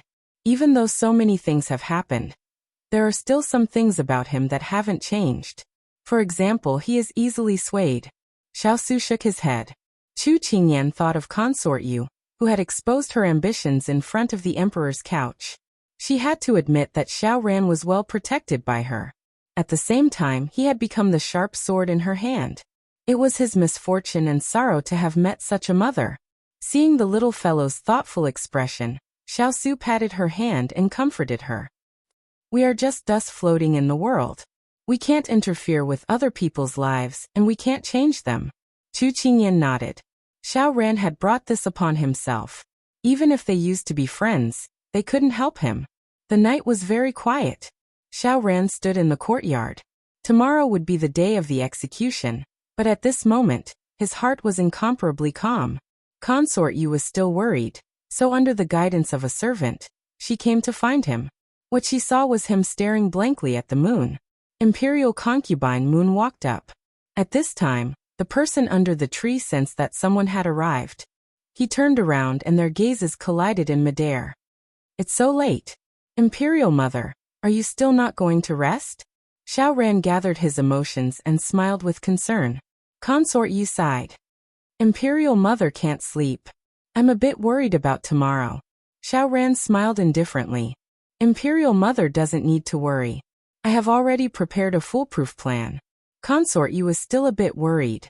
She wanted to say something, but she saw her son's eyes turn cold and distant. Her heart thumped and the smile on her face stiffened. "Ranner, are you dissatisfied with Imperial Mother?" Xiao Ran shook his head. "I don't dare." "Don't dare? Then you are." Consort Yu wasn't stupid. She knew that he was dissatisfied with her forcing him to do things at this stage. "Is there anything that can't be said between the two of us? Imperial Mother can see that you have something on your mind recently." Xiao Ran looked deeply at the person in front of him, the person closest to him in the world. "Imperial Mother, there are some words that I have been hiding in my heart for a long time, but I haven't found a chance to say them." Consort Yu was stunned. Then she said, "Say it. Imperial Mother will listen." "Has Imperial Mother ever regretted walking to this day?" Xiao Ran looked into her eyes as he asked. "Regret? That's right. To this day, I feel that we seem to have done a lot of things wrong." Consort Yu's smile disappeared when she heard this. Her voice was a bit unhappy. "Ranner, what nonsense are you saying? How could we have done anything wrong? Isn't that right?" Xiao Ran smiled weakly. "Our family of 3 is living well. Why do we have to do these things to seize power? We've never been mistreated, have we?" Those 2 words pierced the deepest part of Consort Yu's heart. She screamed. "What do you know? The weak are prey to the strong in this world. If you don't have power, you'll be eaten alive by others sooner or later. If you don't fight for it, you'll be trampled under others' feet. Only when you have power and stand at the top can you live as you wish and live without worries. So for your own selfish desires, you can even hurt the people closest to you?" Xiao Ho felt as if the blood in his body was about to freeze, but it couldn't stop the pain in his heart from deepening. Consort Yu was a bit stunned. She forced a smile and tried to cover it up. "Ranner, what are you talking about? Why can't Imperial Mother understand a single word?" Xiao Ran's lips curled into a mocking smile. The moonlight fell on him, making him appear very cold. "No, Imperial Mother. I knows that you can understand. You know better than anyone else what I's talking about." Consort Yu looked at him in disbelief. "Could it be that you know everything? I sent people into the palace to investigate after you got into trouble. So, he closed his eyes and said in a pained voice, I knew everything that happened in Imperial Father's bedroom. Consort Yu stiffened and took a few steps back. She looked at him with embarrassment and murmured, Then why didn't you expose me back then?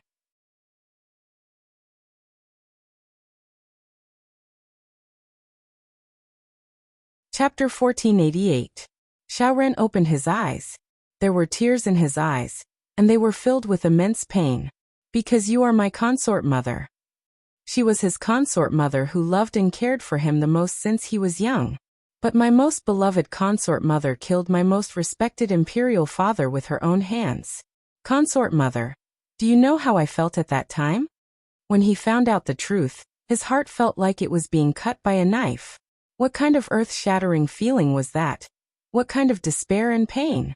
When Xiao Ran said these words, Consort Yu was already choking with sobs. It wasn't that she didn't regret it, it wasn't that she didn't hate it, and it wasn't that she didn't feel pain. But compared to her own greed, she didn't think she was wrong. Ranner, consort mother did everything for you. However, when Consort Yu finished speaking, she was cut off by Xiao Ran. His eyes were filled with even more disappointment and pain. He slowly shook his head. No, for me is just an excuse. He wanted to say something else, but he already felt that everything was meaningless. He turned around and didn't look at the person behind him. His voice was hoarse, but his tone was very calm. It was like nothing had happened. He was polite and distant. You can go back. I'll personally go save grandfather tomorrow, so don't worry. Consort Yu was about to collapse, but she knew that this was not the best time to talk. Even if she had 1,000 words in her heart, she could only hold them in. In a daze, she felt like the sun in front of her was getting farther and farther away from her. All right, we can talk after we save your grandfather and the others. Rest well, consort mother will go back first. Consort Yu swayed as she turned around to leave. Tonight's unpleasant conversation had come to an end. The sound of footsteps slowly faded away, but it felt like each step was stepping on his heart. Every step was filled with pain. Xiao Yao leaned his body against a tree. He had no strength left. Qingyan, you're right. A person's greed is endless. If you can't guard your heart, you'll be dragged into the abyss by those evil thoughts and never be able to return. He muttered as his eyes gradually lost focus. It was the end of winter and the beginning of spring. The snow gradually melted and the weather became colder. However, the cold weather couldn't stop people from wanting to watch the show. It wasn't noon yet, but the place where the execution would be carried out was already filled with citizens. They were all filled with righteous indignation and excitement. The execution official was Xiao Yao. He impatiently gathered his clothes. He couldn't be blamed for being in the limelight recently. It was his big brother who cared about the opposite sex. However, he was too spineless. Every time eldest imperial brother glanced at him, he would eagerly accept the task. Not far from the execution platform, a few figures stood on the roof. They used the raised eaves to cover their tracks. Your Highness, it's better if you don't go. Let your subordinates save the people. One of the subordinates advised in a low voice. Xiao Ran waved his hand. I've made up my mind. Then Your Highness, why don't you prepare an arrow formation? There are so many citizens. Those people must be busy taking care of the citizens' lives. It'll be more convenient for us to save the people. Xiao Ran's expression darkened. No need to say more. Once they appear, we'll act according to the plan. The subordinates didn't dare to say anything. They quietly waited for the situation to change. Xiao Yao was used to being lazy. He didn't stand or sit properly. The officials sitting next to him also didn't dare to say anything. Who didn't know how many things the two princes had done to help His Royal Highness? Brothers working together was a great blessing for a country. Therefore, these small problems were much more pleasing to the eye. Thus, the officials looked down and turned a blind eye. Xiao Yao stroked his chin. His eyes intentionally or unintentionally swept across the crowd. When he saw a familiar figure appear among the citizens, even if it was disguised, it couldn't hide the brilliance of the whole body. He couldn't help but twitch the corner of his mouth. It can't be, Even third brother came? Xiao sensed his gaze and looked over. He nodded at him, and then paid attention to the surrounding movements. Xiao was rolling in joy in his heart. It seemed that he wasn't alone on this mission. Originally, he had complained that his eldest brother was biased and only sent him alone. Now his heart felt better. Share blessings and share troubles. Not bad, not bad. There was a commotion in the crowd. Xiao's gaze became serious, sweeping away his sloppy appearance. He narrowed his eyes and looked at the prisoners brought in by the Yamen runners. The right prime minister, who used to be second only to one person, was now dejected. He was no longer glorious. The prisoner's uniform drooped on his body and fell into the dust. The others followed behind him. They were no longer in high spirits. There was only despair and the fear of death. Xiao sighed and shook his head. The officials beside him wanted to please him. They bent over and asked with a smile, "Your Highness, what are you thinking about? If you don't do it, you won't die." The officials immediately straightened their backs and pretended that they didn't hear anything. Xiao laughed lowly. He felt a sense of pleasure from teasing someone. However, when he raised his head, he met third brother's disapproving gaze, indicating that he should do his job properly. Xiao didn't feel embarrassed at all when he was caught red-handed doing something bad. Instead, he smiled even more brilliantly. "If you're not convinced, come and bite me." Xiao didn't want to bicker with his childish brother. He paid more attention to his surroundings because he knew that Xiao had already arrived and was hiding in the surroundings. When the prisoners knelt down, there was still some time before the execution. The commoners threw the prepared rotten eggs and vegetables at the prisoners, smashing them fiercely on their bodies. Dog officials. Retribution. Heaven has eyes. Good and evil will be repaid in the end. It wasn't that it wasn't time yet. Xiao looked away and swept his gaze elsewhere. At this time, there was movement in the crowd. The assassins hidden among the commoners pulled out their weapons and quickly passed through the crowd, heading straight for the guards on the periphery. Dozens of black shadows flew down from the eaves not far away. They headed straight for the execution platform. In an instant, there were flashes of swords and screams. Although the change happened in the blink of an eye, Xiao, who was already prepared, chuckled. He waved his hand, and the people hidden in the shadows immediately surged forward. They evacuated the commoners and attacked the assassins. The scene was chaotic. There were sounds of fighting. Xiao sat majestically on the execution platform. He calmly looked down at the people who were fighting fiercely. The officials had a whole new level of respect for him. The second prince was so calm, so cool. Xiao was roaring in his heart. He really wanted to go down and fight. He really wanted to. But Imperial Brother didn't allow it. He didn't allow it. "I want to fight."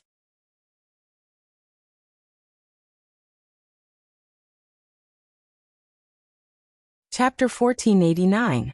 At this time, a figure landed on the execution platform.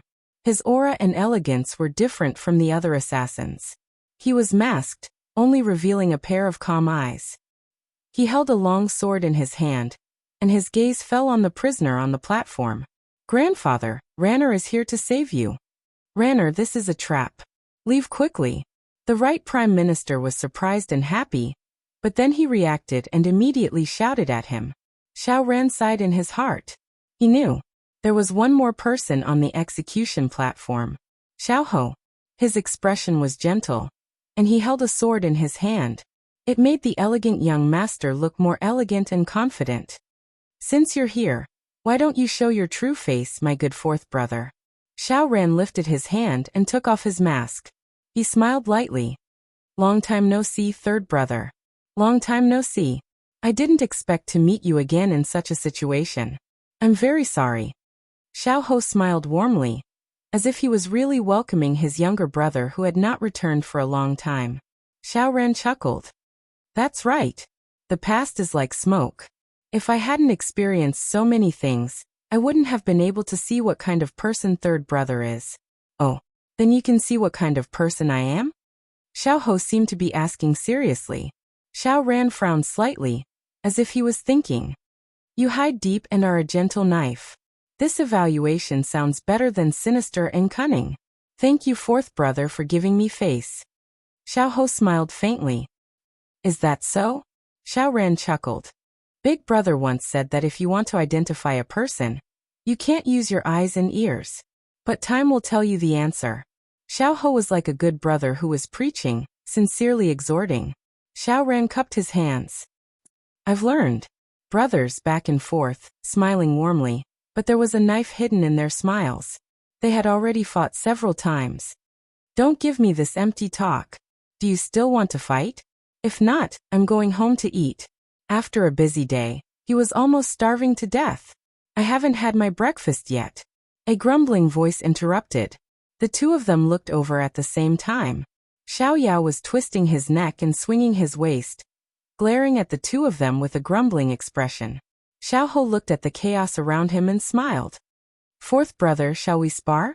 I'll do as you say. Xiao calmly replied. As soon as he finished speaking, Xiao saw the shadows of swords and sabers on the execution platform. The figures of the two seemed to have disappeared in the light and shadow. He could only see one black and one white intertwined. He rubbed his eyes. These two people's martial arts were really high. He estimated that they would fight for a while. Forget it, he would go home for dinner later. Thus, he covered his face with a blanket and fell into a deep sleep. The officials at the side. At this stage, Xiao mind was too exhausted, and there were too many things on his mind. As he fought, he felt a little powerless. When the two of them were fighting, Xiao could tell that Xiao was not in a good state. He was not using his full strength and was holding back. In fact, in his opinion, Xiao had improved over the years. His swordsmanship had improved a lot, and his temperament had also stabilized. As an older brother, he was gratified. However, he felt that he owed this younger brother of his. In that psychological battle, he did play a role in adding fuel to the fire. He should also take part of the responsibility for Xiao current state. Xiao was the most passive in this game, but no one was innocent. After feeling the silent concern of his eldest brother and second brother, Xiao had a new definition of the word brother. At this time, he felt guilty towards Xiao. However, this guilt should not be used at this time. He could clearly distinguish between public and private matters. Xiao sword was knocked out of his hand. His fingers trembled slightly before he finally retracted them. He looked at Xiao. His gaze pierced through the sunlight and was somewhat dazzling. He felt a little pain in his heart, but it still fell back to its original position. I lost. Admit it. Noon arrived just in time. The guards who were waiting at the side rushed forward and restrained Xiao. At this time, someone brought a metal chain and prepared to lock him up. Xiao raised his hand to stop them. No need. Send the fourth prince away. Since he was already prepared to die, he would not run away. Xiao looked at him with a genuine smile in his eyes. Thank you for allowing me to retain my last shred of dignity. When he was taken away, the other black-clothed men were also subdued. The guards were cleaning up the execution platform. When there was no more movement, Xiao grabbed the paper covering his face and jumped up. He stretched and said to everyone, "It's already past noon. Take him back to the prison and wait for His Royal Highness to deal with him." After this incident, no one had any objections. They all obeyed the order. As far as the eye could see, it was a complete mess. Xiao would never admit that he was the most eye-catching among all of them. Thus, Xiao strolled over and raised his eyebrows at the person who was putting away the sword. Third brother, why are you here? Xiao handed the sword to the subordinate behind him and said innocently, I'm afraid that you'll mess things up. Xiao was speechless. Was he that unreliable? Xiao chuckled and turned around.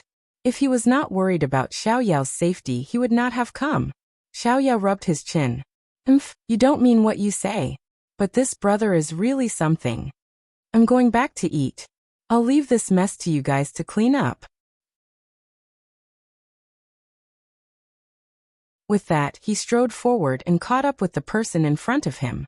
He hooked his arm around the person's shoulder and laughed loudly, leaving the dumbfounded crowd behind. Unfortunately, Xiao's wish to go back to eat was once again dashed. This was because Turin appeared in front of them and bowed to invite them into the palace. Thus, Xiao once again cried out in grief. An hour later, the two brothers stood in front of the imperial study and reported the day's situation. After hearing that Xiao Ran had been executed, Xiao Su's eyes moved slightly, but he eventually regained his composure. It seems that this matter can come to an end. Xiao Ho nodded. From the looks of it, as long as the remnants are all cleaned up. Xiao Su agreed. Then he said, "You guys have worked hard. It doesn't matter if it's hard or not. The point is that I haven't even eaten breakfast and lunch." Xiao Yao rubbed his stomach and looked at him sadly. Xiao Su could not help but smile. He rubbed his brows and said, "You only know how to eat. The imperial kitchen has already prepared a table of good wine and dishes. You guys can go." Xiao Ho really did not want to be associated with this good-for-nothing brother of his, but since his imperial brother had already spoken, he could only reluctantly eat with him. After the two of them left, they brushed past Wu Lin, who entered the palace. The latter bowed to the two of them before entering. Xiao Yao poked the person beside him and asked, "Now that Wu Lin has returned, does it mean that Fourth Brother's troops outside the city have been successfully taken down?" "I don't know either, but it should be close," Xiao Ho said truthfully. Xiao Yao rubbed his chin and looked puzzled. If it's true, Wu Lin's efficiency is too fast. Xiao Ho was slightly stunned. Then he chuckled. Maybe the other party did not even think of resisting. "Third brother, what do you mean? Why do I feel like I'm confused?" Xiao Yao could not understand. Unfortunately, when he turned his head, Wu Lin was already far away from him. He cursed in his heart and immediately chased after him.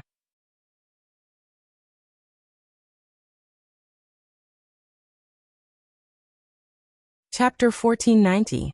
The two of them joked around as they walked into a palace. Of course, it should be said that Xiao Yao was the one who was joking around.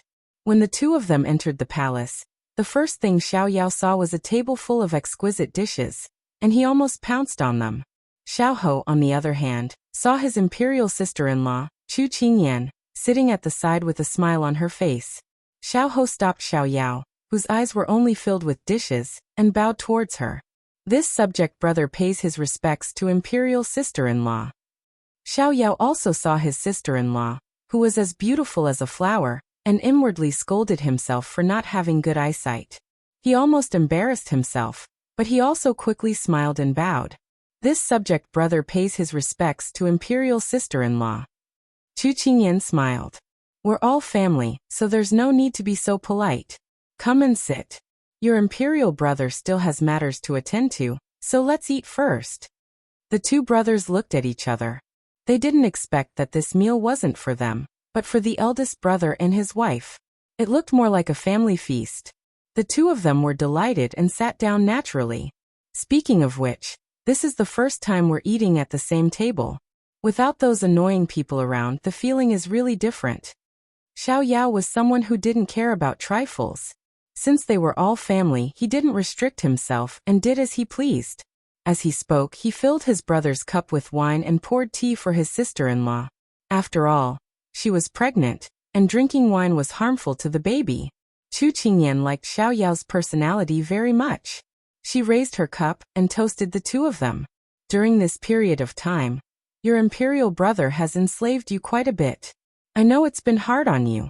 Today, I'll take care of your food, drink, and accommodation. Eat to your heart's content. Aren't you afraid of going broke from eating? Imperial sister-in-law is still the best." These words make this subject brother feel at ease. The hardships of these days are worth it. Xiao Yao was delighted. Xiao Ho was also amused by Chu Qingyan's words. "Thank you for your hospitality, imperial sister-in-law." The three of them clinked their cups. "Oh right, imperial sister-in-law, you're already pregnant with my little nephew. Did imperial brother say when the wedding will be held?" Xiao Yao shouted, speaking whatever was on his mind. However, Xiao Ho looked at him disapprovingly and stuffed a drumstick into his mouth. "Eat your food. Stop talking nonsense." Chu Qingyan giggled. She knew that Xiao Ho thought that Xiao Yao had violated a taboo, so he stopped him like this. Xiao Yao also knew that he had misspoken, so he quickly gnawed on the drumstick. She waved her hand carelessly and said, "As a family, there's no need to be so afraid of everything." It's because your imperial brother hasn't sorted out the matters of the imperial court yet, and he hasn't ascended the throne yet. It's also a bit difficult for me to hold a wedding while I'm pregnant, so after some discussion, we decided to simply wait for him to register before holding the wedding. At that time, I may have to trouble the two of you to help. Xiao nodded. If there's anything we can help with, please don't hesitate to ask, royal sister-in-law. Chu Qingyan smiled. All right. Sister-in-law, please don't stand on ceremony. Of course. After 3 rounds of wine, Xiao finally arrived. Those who are late will have to punish themselves with 3 cups of wine. Xiao had drunk some wine, so his temper was completely unrestrained. He didn't treat this imperial brother of his as respectfully as he usually did, so he immediately handed over a cup.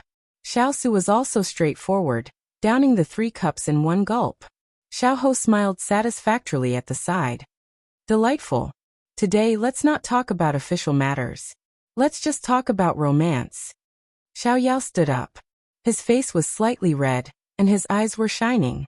He seemed to be in high spirits. Everyone agreed. All right, then I'll talk about some of the interesting things that I've encountered in the past few years. Xiao placed his chopsticks on the table and began to tell his story. I'll have to start from 3 years ago. On that dark and windy day, it was the time to kill and rob. I was riding on a horse alone on a narrow, winding path. Xiao was talking about the time he met a bandit on the road. He described the bandit in a very exaggerated manner, then highlighted how he had handsomely beaten the bandit into a sorry state, and how he had finally swaggered off heroically. Although the content of the story was very simple, it couldn't withstand this idiot's lively narration. It was very lively, and everyone couldn't help but laugh. Xiao felt a great sense of accomplishment, so he continued to tell one story after another. What everyone cared about was not the content, but the simple warmth at this moment. Come, everything is in the wine. The lively atmosphere didn't dissipate for a long time. The sound of laughter could be heard outside the palace, and it gave this cold palace a hint of human warmth. Chu Qingyan suddenly felt a little touched. In the past, it was always the big ice cube that shouldered those matters alone. Now that there were brothers working together, she really couldn't help but want to cry. After sending off the 2 brothers, Xiao turned around and hugged her, asking with concern, "What's wrong?" After being together for so long, he could acutely sense any fluctuation in her emotions. Chu Qingyan looked up at him with teary eyes. In the past you were alone. Now there are so many people accompanying you. I'm so happy. Xiao was slightly startled, then hugged her even tighter. His voice was moved.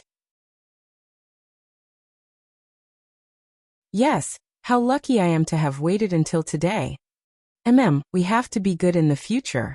Chu Qingyan hugged him tightly and said softly. Xiao and Xiao didn't want to stay in the palace that was full of unhappy memories, so they walked out of the palace door with their arms around each other's shoulders. How about drinking at my house? Xiao suggested with a bright smile. Xiao glanced at him. You drank so much tonight, and you still haven't had enough? Xiao said aggrievedly and innocently. Royal sister-in-law was there. Royal brother was worried that I would go crazy after drinking too much, saying that it would affect the prenatal education. In the end, he didn't let anyone serve me any wine. I didn't have any fun drinking at all. At that time, Xiao was talking to Chu Qingyan and didn't notice this. When he heard this, he raised his eyebrows and looked at him. This guy had drunk a lot, and he still wanted to drink more? Xiao thought that he had persuaded him, so he continued. Do you still remember the grape wine last time? I'm still reluctant to drink the last jar. How about we finish it today? Look at how good Big Brother is to you. Xiao glanced at him, then unhurriedly removed his hand from his shoulder. He shook his clothes and smoothed out the creases on his sleeves, then slowly said, I've told you before, Imperial Brother once gave me 10 jars of grape wine. Xiao was dumbfounded. Ah. Xiao casually threw him a sentence. I saw that you were too happy last time, so I couldn't bear to say it to hurt you. Xiao reacted and said through gritted teeth. You black-hearted person. You didn't have to say it. To think that I was so good to you. Xiao shrugged. The truth is always cruel. When Xiao turned around, Xiao bared his fangs and brandished his claws at his back. He muttered, "Both of them are sly foxes. It's a pity that a big white sheep like me was fooled by them. I really lost both myself and the wine." Sob sob, baby's heart is bitter, but baby won't say it. When Xiao heard the words that he deliberately said to himself, the corners of his mouth turned up, revealing his good mood. He said, "Let's go to my house to drink." The person who was muttering stopped, turned around, and immediately chased after him. "Wait for me." It was the same for Xiao and Xiao. They were no longer alone. Yes, it was dark and windy at night, and it was time to drink. You're tuning in to the Li Mei's Wuxia Whispers YouTube channel. We're so grateful for your support, and don't forget to subscribe to join us on this incredible journey through captivating stories. Your generosity through donations truly makes a world of difference, as it's the primary source of revenue that allows me to expand and enhance this channel for you. Thank you from the bottom of my heart for being a part of this adventure.